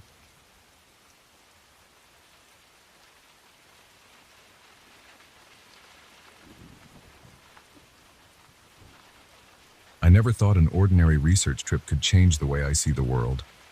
I was in a region known for old tribal artifacts, hoping to gather details for a paper about local customs. I had read about unusual practices, but I assumed they were just legends. Then I found the mask. It was hidden in a storage chest inside a dimly lit back room of a settlement I was visiting. It looked worn and unremarkable at first. The wood was rough. It had a few simple carvings around the edges. I noticed discoloration on the inside where someone's face had pressed against it. When I picked it up, my arms felt tense. I could smell a faint, earthy odor, like old leather and damp soil. I decided to take it back to my lodging for a closer examination. I'm an anthropologist named Daniel. I've traveled across remote regions for field work. I live for these trips, even though it gets lonely. This trip started the same way. I reached the settlement, introduced myself to the elders, and explained I was researching local traditions. They showed me baskets, tools, and small carvings, but they didn't mention the mask. I found it by accident. The elders left me alone in a dusty storage area while they fetched some items. The chest wasn't locked. It just sat there near a wall with cracked plaster. I opened it out of curiosity. Inside, I saw cloth, small totems, and the mask. I felt drawn to it. I still don't know why I picked it up, but I did, and that changed everything. I returned to my small room, which was next to a communal kitchen area. My bag was on a simple cot, and there was a narrow table in the corner. The room smelled of stale cooking oil and old wood. I set the mask on the table. I sat on the edge of the bed and took out my notebook. I wrote a few lines about the mask's appearance. The designs around the edges were direct carvings of human figures. Each figure had big, round eyes. The rest of the surface was uneven, as if the artisan had rushed the job or lacked proper tools. My heart beat a little faster while I studied it. It had a presence that kept my focus on it. Later that night, I decided to put the mask on. I felt silly. I'm not superstitious, but something about it made me want to try. The wood felt cold against my skin. I slipped it over my face, adjusting the strap behind my head. There was a mild pressure around my temples. I stayed like that for a few seconds, just breathing.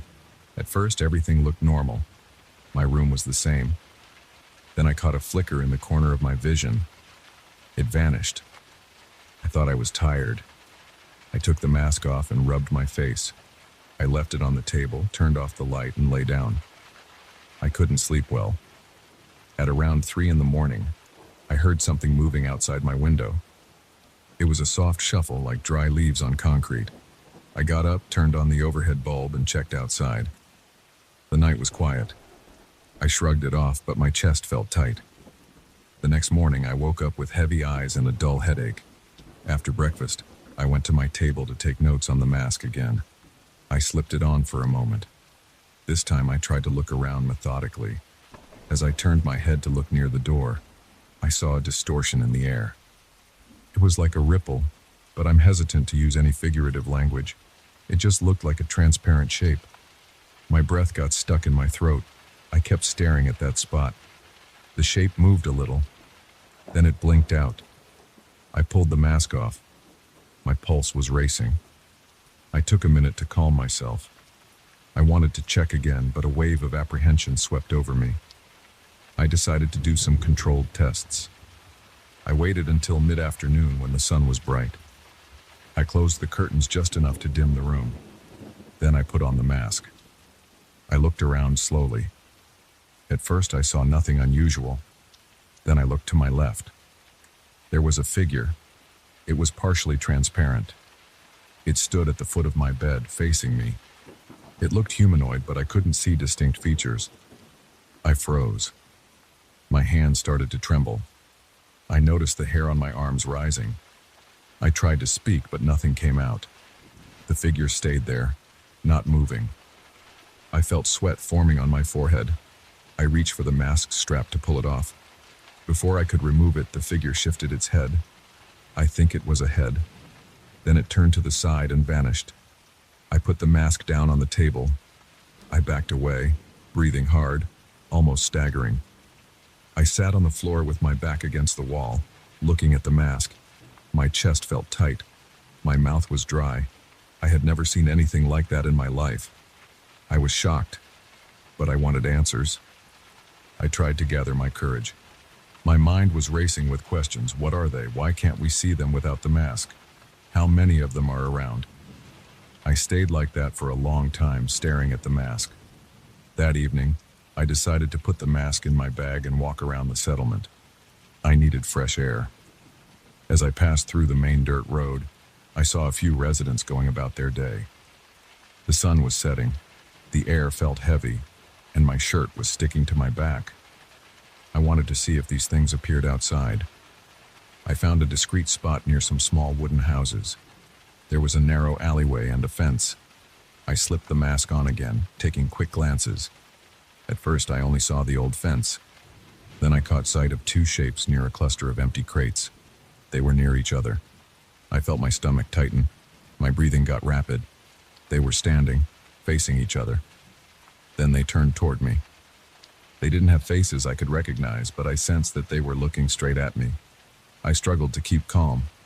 I wanted to know if they were aggressive. I took a step forward. The figures didn't move closer, but they seemed alert. My knees felt weak. My palms were sweaty. They were not just ignoring me. They could tell I was watching them. It felt like a direct confrontation. I looked away for a moment, but when I turned back, they were gone. I took off the mask, put it in my bag, and walked back to my room. For the next few days, I tried to figure out if I was hallucinating. I ran basic physical checks on myself. I took my temperature. I checked my pupils in the mirror.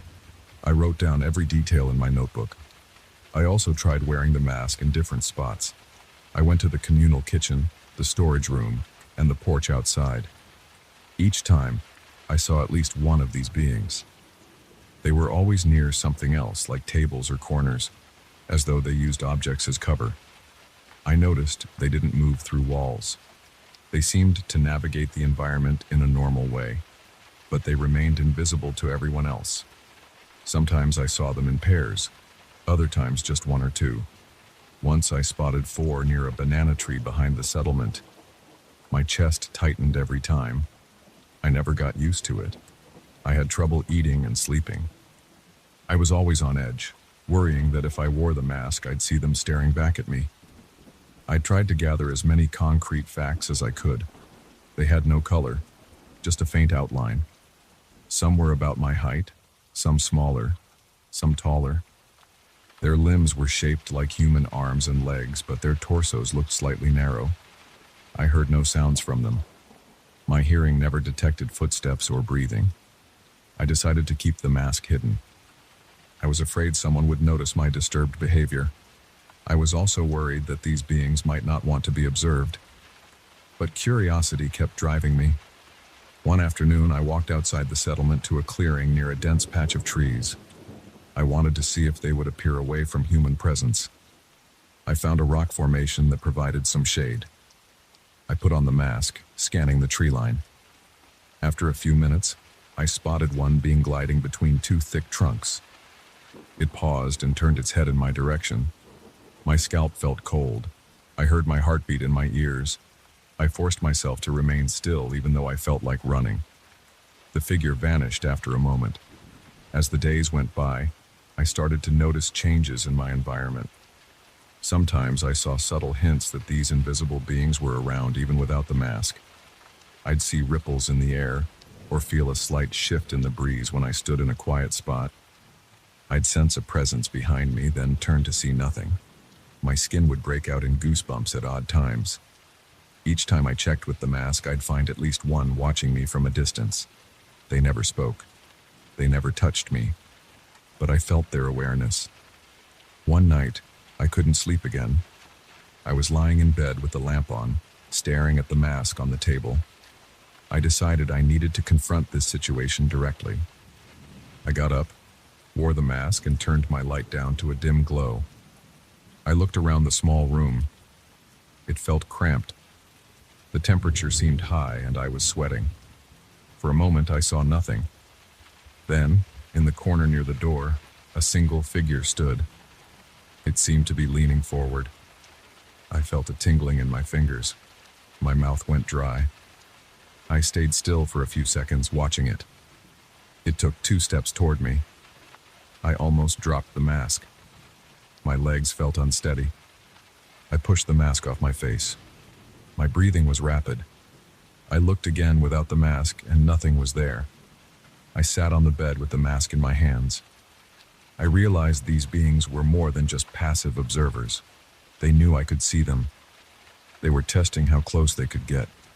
The idea of them standing a few feet away from me, invisible to my naked eyes, made me shiver. I wondered what they wanted. I decided I'd try one more approach. I removed my phone's camera from its case. I tried to record a video while wearing the mask, hoping I could catch some evidence. But my phone only showed an empty room. They didn't appear on the screen at all. It was frustrating. They existed physically, but not in a way our regular technology could capture. The tension built up. My nerves were raw. I'd wake up at night drenched in sweat, convinced something was hovering over me. Sometimes I felt a whisper of air move by my face, but I never saw anything without the mask. I started to wonder if wearing it too often was doing something to my mind. I couldn't talk to anyone about it. The elders seemed guarded whenever I asked about unusual artifacts. One day I casually mentioned a strange mask to one of them. His face went serious. He told me I should return it if I found something that wasn't meant for me. He refused to elaborate, then walked away. I decided to leave the settlement. I packed my bag and traveled to a nearby town with basic lodging. In my new room, I tried going a day without wearing the mask at all. I slept better. But then my curiosity returned. I put it on again the following evening. When I did, I found one of those beings standing in the corner near the ceiling. It was pressed against the walls, almost like it was attached there. My body tensed. I couldn't move for a few seconds. It seemed to be watching me. Then it slid downward and disappeared behind a chair. I took off the mask. I felt shaky. The fact that it followed me made my heart pound.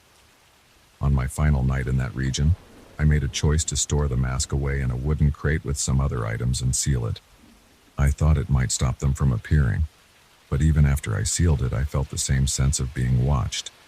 I suspect they had grown familiar with me. Maybe the mask's effect lingered. I'm not sure.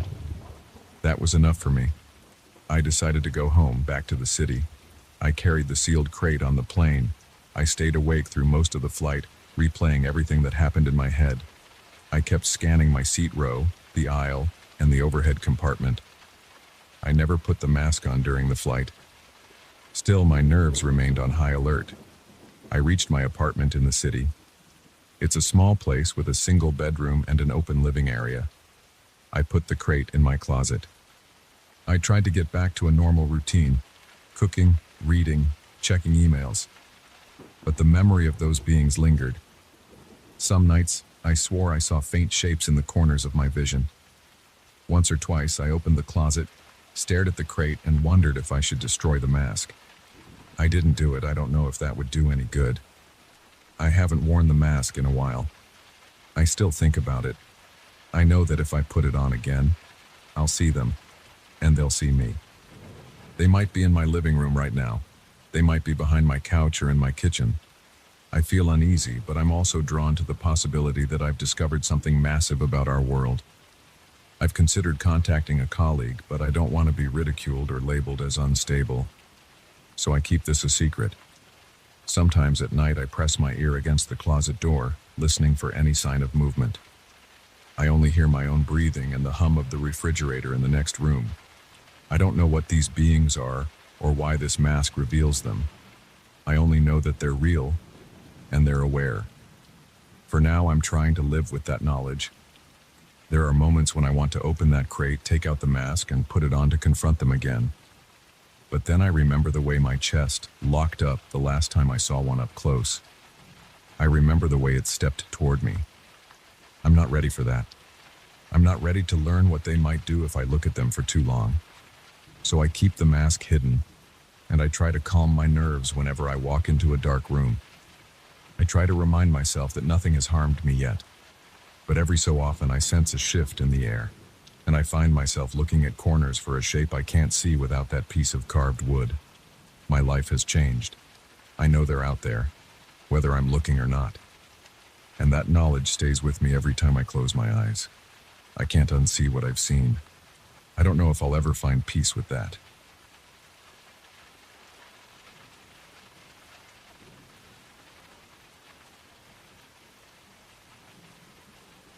I still feel my pulse going crazy when I think about the night everything changed. I'd been obsessed with my project for months, but I never expected any signal from an external source. I was sure my device would only record my own brainwaves, storing them for later analysis. When I first saw the irregular spikes on the screen, I thought it was a glitch. I reached for the sensor cables, checked the connections, and scanned for faulty wiring. Everything looked fine.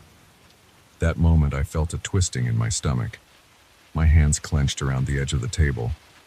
I leaned in closer, eyes fixed on the monitor. Those flickers didn't look random.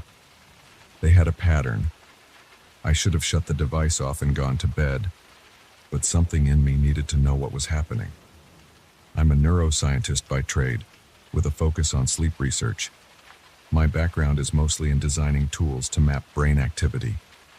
I've spent years working with EEG systems, and I like to believe I know my way around circuit boards and code. That night, though, I felt like a rookie. My device, an experimental headset I'd named the Synwave Collector, was built to capture the subtle shifts in neural patterns during different stages of sleep. I wanted to isolate dream-related signals for further study. The idea was to see if I could replay my own dreams on a monitor, or at least map them more accurately than a standard EEG. I had notebooks filled with diagrams and equations, and I'd tested preliminary versions on volunteers with no major results.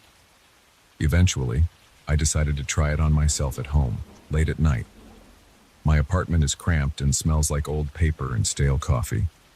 I keep my workspace in the living room, right in front of a small sofa. I had a folding table covered with printed circuit boards, a spare laptop, and various cables. The synwave collector was resting on a rubber mat, ready for me to strap it on my head. I'd finished calibrating the software earlier that evening. The plan was simple. I'd lie down on the sofa, slip the device on, and let it record my brainwaves while I drifted off. I was excited about the possibility of seeing new data in the morning, but I was also anxious. I didn't know how comfortable it would be to sleep with that contraption around my forehead. I began by placing the contact sensors on specific spots around my scalp. Each sensor was padded with a bit of conductive gel. I double-checked my reference guides to be sure I put them in the right positions. Temporal lobe, frontal lobe, occipital lobe, and so forth. The band around my head was snug but not uncomfortable. I connected the cables to a small control box that fed signals to my laptop. My breath felt shallow as I settled onto the sofa. I gave the keyboard a quick command to start recording. Then I lay back, turned off the overhead light, and tried to relax. My mind usually races at bedtime, but that night, I was so tired from tweaking the device that I fell asleep faster than I expected. At some point, I stirred. My eyes half opened and I realized the laptop's screen was glowing brighter than before. I sat up, rubbing the side of my face. A faint prickling sensation ran along my scalp, like static electricity. I noticed the data stream flickering across the monitor. My pulse hammered in my chest and I felt a flush creeping across my cheeks. The logs weren't just capturing my normal dream state patterns. There was something else. It looked like a wave with periodic spikes that weren't aligning with the typical sleep stages I knew. I dragged myself off the sofa and stood in front of the desk. I tried to keep my breathing steady, but my hands felt a bit shaky as I tapped at the keyboard. I checked the device's built-in filters to see if maybe I'd left something open to outside interference, like radio signals or electromagnetic waves from nearby equipment. I had designed the system to shield against that stuff, but I thought maybe I'd overlooked something. After rechecking the code, the filters, and the hardware connections, I still had no explanation. Around 3 a.m., I decided to keep going. I was too wired to go back to sleep. I settled onto the sofa again, letting the device record my brainwaves for another hour.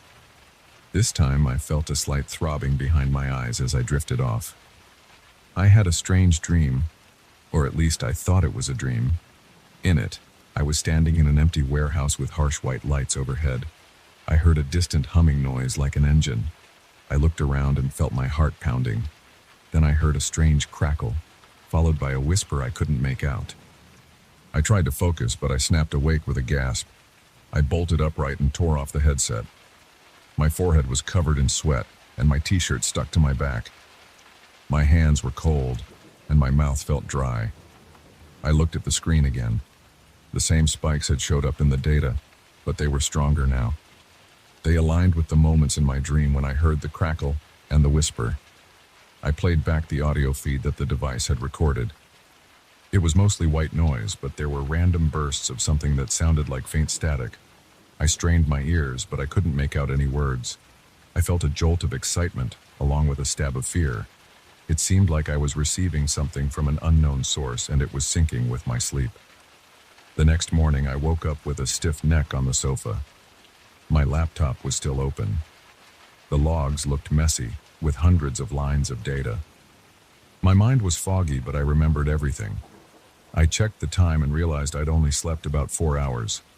I brewed some black coffee, gulped it down, and decided to review the data more carefully. I wrote a quick script to isolate the strange signals from my normal brainwaves. Once separated, I saw that the signals had a pattern I'd never seen before. It looked like short bursts, then a pause, then another burst. They varied in intensity, but not randomly. There was a repeating cycle, like someone tapping on a door.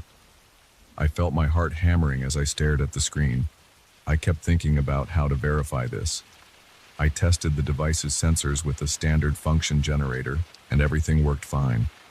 I tried to recreate the anomaly by playing random radio frequencies, but that didn't match what I'd captured. Nothing explained those patterns. It dawned on me that maybe these signals were coming from somewhere beyond normal equipment or local interference. By late afternoon, I was too hungry to think straight. I ordered takeout and paced around the living room. I kept glancing at the sofa, the spot where I'd been lying when the signals came through. I was tempted to try again. At the same time, I felt nervous about what might happen if I exposed my brain to that unknown pattern, but I couldn't walk away. I decided to do another test that night. This time I planned to keep myself more alert. I set up a small camera pointed at me, and I added a real-time visual on the laptop so I could watch the waveforms if I woke up. I also placed a voice recorder next to the laptop speaker, hoping to capture any audible hints. That second night, I strapped on the device around 11 p.m. I stayed awake on the sofa for a while, scanning the waveforms. For the first hour, I saw only normal patterns, alpha, beta, and a bit of theta, as I got more tired. At around midnight, I began to drift off. I remember my eyes closing, my body relaxing, and my thoughts fading. The next thing I knew, I was in that warehouse again. The floor was concrete, the air smelled musty like old metal. The lights buzzed overhead, and there was that steady hum. I felt my chest tighten. Then I heard that crackle, but it seemed louder. I stayed still, trying to figure out if I was dreaming or if something real was happening. I touched the side of my head and realized I still wore the device. A chill went down my back. Suddenly I heard a thin, high-pitched beep, then a whisper. It was close to my ear. I tried to speak, but my voice felt stuck in my throat. I took a step forward in the dream, and I heard my footsteps echo in the empty warehouse. I heard a faint voice muttering something like, "Hello?" But it was too distorted to be sure. Then I felt a surge in my temples, a pressure that made me flinch. I jerked my head to the left and everything went dark. I woke up on the sofa, panting. My entire back was damp with sweat.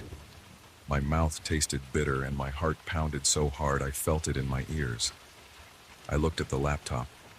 The data stream was going nuts with the same repeating spikes, only stronger. The camera was still recording. I reached out with a trembling hand and stopped it. Then I checked the timestamp. Those signals had gone on for about 2 minutes in total, right around the time I was in that dream. I played back the audio. I heard rustling, probably me moving around, then a series of soft pops and clicks. At one point, I definitely heard something that sounded like a faint voice. It sent a cold shiver up my arms. The next few days were a blur of testing and double-checking. I adjusted the software to remove any chance of local interference. I shielded every cable with extra foil. I shut off every other device in the apartment, including my phone and router, to see if that changed anything. Nothing did. Each time I tested the SynWave collector while sleeping, I got those bursts of signal. And each time, I dreamed of that warehouse. Sometimes the details shifted. Maybe the lights were dimmer or the hum was louder, but the voice was always there, whispering. I began to dread going to sleep. I tried sleeping without the device for a couple of nights. I crashed in my bed instead of the sofa, thinking maybe distance from the workstation would help. The dreams disappeared, and the next day I felt more rested, but I also felt a strong curiosity pulling me back. I couldn't ignore this. Something was reaching out. Something was creating those spikes that matched my dream activity. I had no idea if it was alien or some other phenomenon I couldn't explain. All I knew was that the signals were real. My mind cycled between fear and a need to figure this out. On the 5th night, I decided to go all in. I set up a more thorough recording system with multiple cameras and a microphone placed right at my mouth to capture anything I might say in my sleep. I also added a real-time translator software that would try to analyze any sound it picked up, in case the whispers were some scrambled speech. By midnight, I felt jumpy. My hands were clammy, and my neck felt stiff. I forced myself to sit on the sofa, strap on the SynWave collector, and press record. Falling asleep took longer this time because my mind wouldn't shut off. I kept thinking, what if something is trying to make contact? Am I letting it in? My pulse wouldn't slow down. Eventually, exhaustion won. My eyelids got heavy and I sank into darkness. The next thing I remember is standing in that warehouse again. The lights flickered. The hum droned like before, but now I noticed a strange flickering on the walls. It looked like a faint glow. I felt my skin prickling. My throat was tight and I couldn't swallow. Then I heard the whisper, more distinct than ever. It sounded like it was right behind me. I spun around. I didn't see anyone, just the empty space and those flickering lights. I tried to speak in the dream. My voice came out shaky. "Can you hear me?" I said. Or at least I tried to. I wasn't sure if anything came out. The whisper responded with a cluster of crackles and pops. Then I heard a word. I'm not sure if it was help or something else. My stomach twisted. I backed away from the spot where I thought the voice was coming from. My legs felt weak. The pressure in my temples returned. I felt dizzy. I collapsed to my knees, and the floor felt cold against my skin. Then everything went black, and I woke up on the sofa again. I inhaled so sharply that I choked on air. I coughed, gripping the sides of the sofa. My eyes darted to the laptop screen. The signals were off the charts, spiking at intervals that matched the times I heard the voice. The translator software had recorded some odd phonetic strings that didn't match any known language, but it marked certain segments as possible word fragments. My hands shook as I read them on the screen. None made sense in English. Still, the presence of consistent patterns told me I wasn't imagining it. Over the following nights, I kept experimenting. I got a handful of new signals, and the dream repeated with slight variations. Each time, I felt the same mix of fascination and dread. My body showed physical signs of stress. I had tension headaches during the day, and I noticed small tremors in my hands. My shoulders stayed tight. I often caught myself pacing around the apartment, unable to focus on normal tasks. The only thing on my mind was that warehouse dream and the signals. I couldn't focus on reading or working on other projects. Even small chores like washing dishes felt distracting because I kept thinking about that voice. After a week of this, I decided to see if I could communicate back in a controlled way. I modified the synwave collector to send a small output signal that might piggyback on my own brainwaves. It was a risky move, but I had to try. I reasoned that if this unknown source was reaching me somehow, maybe I could send something back. I programmed a short pattern that represented a basic binary code, hoping the device would merge it with my sleep signals. My heart raced just thinking about the idea. I felt sweat on my forehead and my mouth went dry. That night I lay on the sofa again, with the new version of the device. The living room felt stuffy. I cracked open a window, letting in some cool air. Then I hit record. My pulse thumped as I eased into sleep.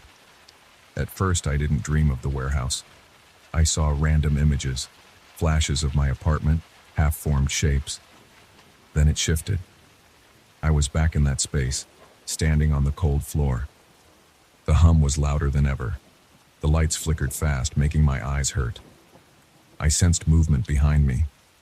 I turned around quickly, and I thought I saw a shape, like a tall figure. I couldn't see it clearly. I called out, "Who are you?" The shape flickered out of sight. Then I felt that pressure in my temples again. A wave of dizziness washed over me. My legs wobbled. The whisper got louder, but I still couldn't make out clear words. I tried to focus on the idea that I was sending a code. I concentrated on that binary pattern, hoping it would link with the signals. My heart pounded so hard I could feel it in my throat. The whisper changed in pitch, almost like it was responding. I staggered forward, reaching out with my hand. I felt empty air. Then the lights started to blink erratically, and the hum rose in frequency. It felt like the entire place was vibrating. My teeth clenched and a sharp pain shot through my head. I cried out. My vision went black again. When I opened my eyes on the sofa, I gasped for air. My hands shook and my chest felt tight. I scrambled to look at the data. My code had been sent at least once, but the system log showed a strange feedback loop. The unknown signal had fluctuated in a way that matched my outgoing pulses. Something recognized my attempt. I stared at the screen with a mix of excitement and fear. The translator software picked up more random phonetics, but no clear message. I looked at the time. It was almost 4 a.m. I felt exhausted, drained by whatever I had experienced. My neck and shoulders ached, and my mouth tasted like metal. I realized I was panting like I'd just run a mile. I sat there, letting my breathing slow. I glanced around my apartment, half expecting something to pop out of the shadows. Nothing moved. The device sat on the table next to me, still plugged into the laptop. The only sounds were my own shaky exhales and the faint hum of the computer fan. I wiped sweat from my forehead and took a few minutes to calm down. Then I saved all the data and powered off the system. I didn't know what else to do. I felt a chill in the air, so I shut the window and locked it. My heart was still hammering. I don't know what's trying to contact me, or why it's using my dreams to do it. I keep wondering if I should continue, or if I should destroy the Synwave collector and walk away. But I can't. My mind is full of questions, and part of me wants to push further, see if I can decode the signals. Another part of me wants to sleep without seeing that warehouse, without feeling that awful pressure in my head. Either way, I know there's no going back to normal. I built a device to record my own brainwaves, and instead I opened a door to something else. I feel tension in my stomach just thinking about it. Now every night I sit in front of the couch and wonder if I should put that headset on again, or if I should shut it all down for good. But so far, I haven't been able to stop.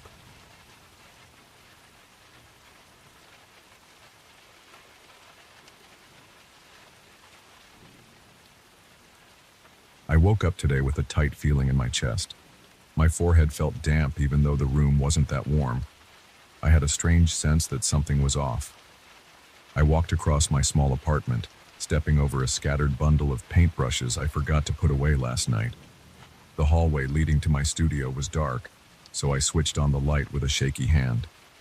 When I pushed the studio door open, I noticed the sharp smell of paint in the air. At first I thought I had left some freshly used brushes soaking in solvent, but that wasn't the problem. My painting on the easel had changed. I stared at it. My eyes felt dry. I blinked a few times, hoping that would fix whatever confusion I was having, but nothing changed. The artwork on the canvas was not how I remembered it before I went to bed. I felt a tingle in my stomach. My throat felt like it was closing. I paint landscapes. I started about 10 years ago, mostly capturing calm seascapes and quiet forests. Last night I had been working on a painting of a meadow with bright green grass. The light in the sky was slightly golden, and I was adding some final details to the clouds. I remembered stopping around midnight. The painting looked peaceful at that time, but this morning, it was different. The grass wasn't bright or welcoming. It was dark, closer to muddy brown. The sky had a heavy layer of gray, and there were streaks of black running from the clouds down to the tree line. That alone would have been enough to make me question my memory.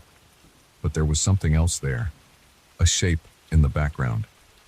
It looked like a figure standing near the edge of the meadow, close to a cluster of trees. I couldn't make out a face, but it seemed to have a hunched posture, like it was leaning forward.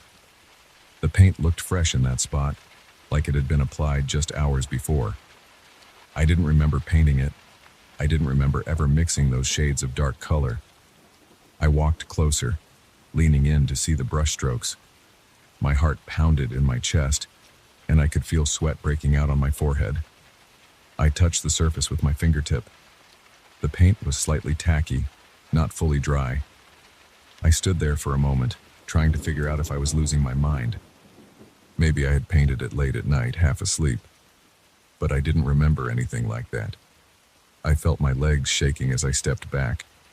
I told myself I just needed to calm down. Maybe I was exhausted. Maybe I had been trying something new and forgot about it. I decided to get some water and come back in a few minutes with a clear head. I forced myself to walk to the kitchen. My hands were unsteady as I poured water into a glass.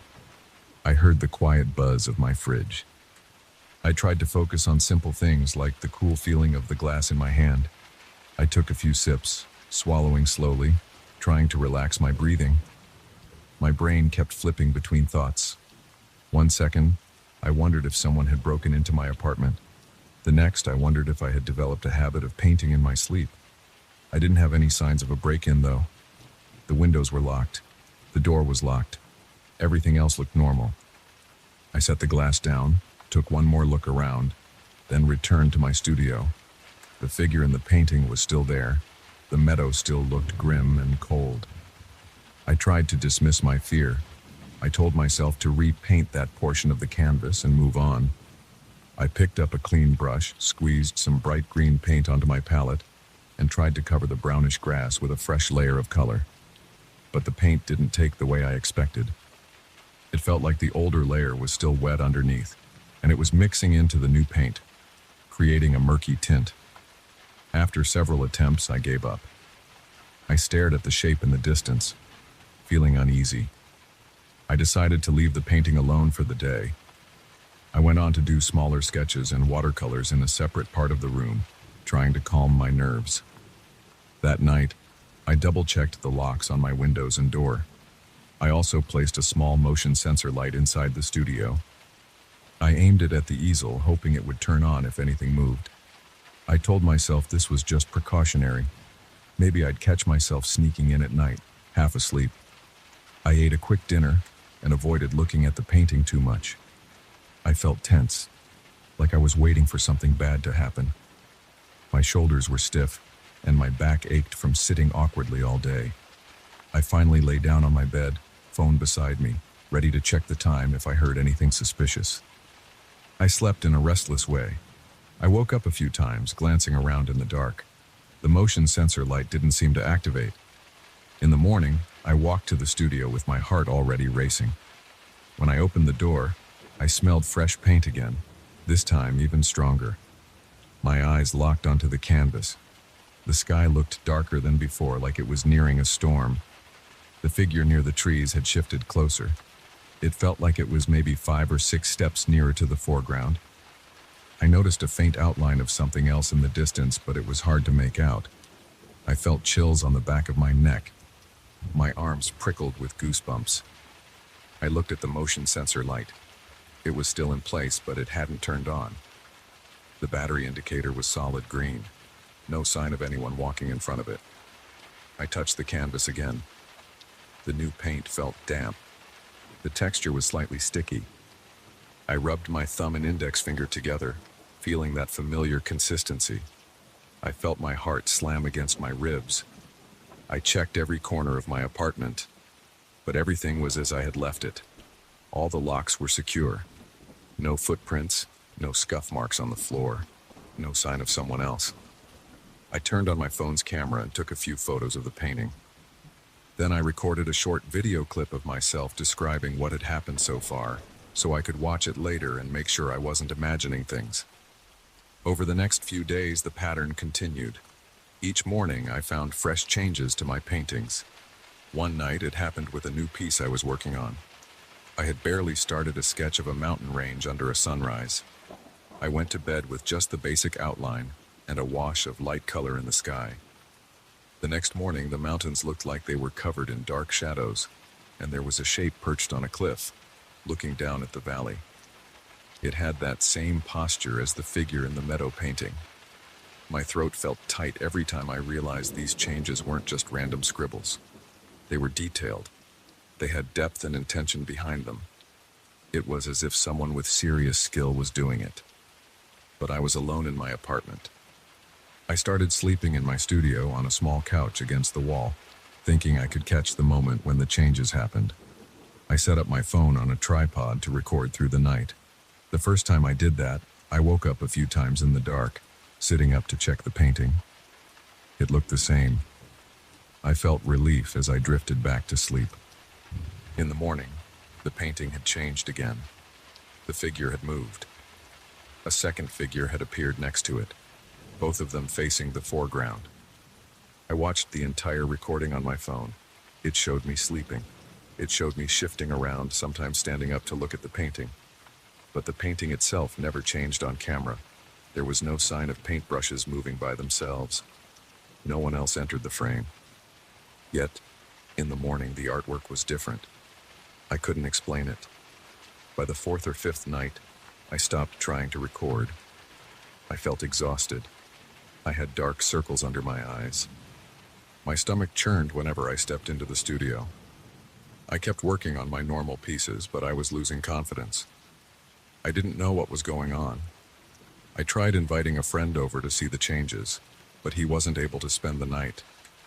During the day, nothing changed in real time. The paintings looked exactly as they did when I first woke up. My friend told me maybe I was under too much stress, that maybe I was doing this in some sort of dissociative state. I had no evidence to prove otherwise, but it didn't feel right. One evening, I decided to confront the painting directly. I sat in front of the easel with a lamp pointing at it. I held a brush in my hand, determined to remove the figures from the meadow painting. I began painting over them, layer by layer, using thick strokes of brown and green. I tried to match the original color of the trees, covering up the strange shapes that had appeared. My chest felt tight as I worked, and the smell of wet paint hung heavy in the air. After about an hour, I had almost erased every trace of those silhouettes. I wiped sweat from my forehead, stood back, and looked at my work. It still looked a bit messy, but at least the disturbing figures were gone. I felt a faint sense of relief. I dragged a folding chair into the studio and sat facing the painting, determined to stay awake all night. I popped open an energy drink and sipped it slowly. My back felt stiff against the hard chair, but I tried to ignore the discomfort. As the clock moved past midnight, I felt my eyelids drooping. The quiet of the apartment pressed on me. No traffic noises outside, no neighbors making sounds. I stretched my legs, tapped my foot on the floor, and kept blinking to stay alert. Around 2 a.m., I felt myself slipping. I dozed off. When I jerked awake, it was 3:17 a.m. according to my phone. My neck felt sore, and my back hurt from the awkward position. I looked at the painting. My chest tightened. The wet paint I had used to cover the figures was gone. The new paint looked dry, and the figures had reappeared clearer than ever. This time they had faces. The expressions were blank, but their eyes were fixed forward. My skin felt cold. My arms trembled. I dropped the energy drink can, and it rolled across the floor. I stood up quickly, my heart hammering, and flicked the lamp switch a few times. The overhead light was on, so the room was bright enough, but nothing made sense. My mind was racing. I felt like I might throw up from the tension in my stomach. I forced myself to stare at the faces on the canvas. They looked back at me with an intensity that made my skin crawl. I saw shallow lines around their eyes, and the paint was layered in a way that gave them a stark presence. I touched the surface again. It was dry to the touch. It was like it had been finished hours ago. I backed away, stumbling over the chair. I swore out loud, grabbing the chair to keep my balance. My breathing was fast and ragged. The rest of the night passed in a blur. I paced around my apartment. I walked into my bedroom, opened my closet, and took out a blanket, then threw it over the painting. I couldn't look at it anymore. My mind kept returning to the question, how was this happening? I didn't have an answer. I felt exhausted, but I couldn't rest. Every time I closed my eyes, I pictured those faces. I felt like they were watching me through the blanket. By the time morning rolled around, my eyes were burning from lack of sleep. I stepped into the kitchen to grab more water. My hands shook as I turned on the faucet. The water splashed against the sink, and I stared at the metal drain. I thought about leaving my apartment for a while, maybe going to stay at a friend's place, but I didn't want to abandon my work. Everything I owned was here, including all my painting supplies. Besides, I wasn't sure if the problem was connected to this place or to me. Maybe the paintings would keep changing no matter where I went. I paced back to the studio, pulled the blanket off the canvas, and stared at the faces again. They looked harsh in the morning light. I grabbed my phone and took pictures. Then I sent them to a friend just to have some kind of evidence. My heart pounded as I typed a message explaining what had happened overnight. I waited, phone in hand, but I got no immediate response. I checked the time. It was still early. I tried to distract myself by cleaning my brushes, wiping them with a rag and letting the bristles soak for a bit. The sharp smell of solvent filled the room. I remembered the day before, when I had tried to paint over the figures. I had no proof that trying again would do anything differently, but I felt a surge of determination. I wasn't going to let these things keep appearing without a fight. I popped open a new tube of paint, a pale gray color, and set to work, trying to wipe out every detail of those faces. I used thick strokes and coated the canvas until I was satisfied that nothing was visible underneath. Then I stepped back, breathing hard. My shirt stuck to my body from sweat, and my fingers felt cramped from holding the brush so tightly. I leaned the painting against the wall to let it dry. I told myself I wouldn't sleep in the same room with it again. I'd keep it under observation, but from a distance. That evening, I placed the painting face down on the floor just to see if that would help. I locked the studio door from the inside and then exited through another door that led to the hallway. I wanted to see if turning it away from view or restricting its position would stop the changes. I felt ridiculous, but I did it anyway. I spent the night on my living room couch, the studio door locked behind me. I turned on some music, tried to watch a few videos on my phone, and forced myself to stay awake until about 2 a.m. My eyes were heavy when I finally gave in to sleep. My stomach was still knotted and my arms felt like lead. In the morning, I approached the studio door with dread. I turned the key and pushed the door open. The first thing I saw was the painting, upright on the easel again. My breath caught in my throat. I knew I had left it face down. Now it was back in its normal position, as if someone had lifted it during the night. I felt a rush of dizziness. I took a few slow steps forward. The painting was completely different. The sky was almost black. The meadow was a distorted scene of twisted trees, and the figures were at the center, standing side by side. They both stared straight ahead, each face painted in a rough but unnerving way. Their eyes were large and dark. My mouth went dry. I tried speaking, but nothing came out. The paint smelled strong, like it had just been applied. I heard a quiet drip of liquid on the plastic sheet I keep under my easel. A tiny bead of paint slid down the canvas and fell to the floor. I stood there, heart pounding, breathing hard. I could feel a faint trembling in my legs, like they might give out. I didn't know what to do next. I had tried removing the paint. I had tried facing the painting away. I had tried recording the room. None of it worked. These figures kept coming back. They felt like they were watching me, waiting for me to give in. My palms were sweaty, and my mouth tasted bitter. I realized I was clenching my teeth so hard that my jaw ached. Right now, I'm just standing here, looking at these twisted shapes and those two figures with their unsettling eyes. I'm too afraid to touch the painting again. I'm too rattled to leave my studio. I can hear my heartbeat in my ears and my chest feels tight. I don't know if I should destroy the canvas or try something else.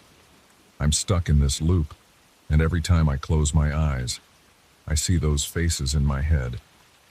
They won't disappear. They won't fade. I feel like I can't trust my own space anymore, and I'm not sure how to make it stop. All I know is that my paintings are no longer under my control, and every time I try to fight back, they come back darker and stranger than before. That's the situation I'm in right now, with no clear way out. My hands are shaking as I finish telling this, and I don't know what else to do except watch and wait for whatever comes next.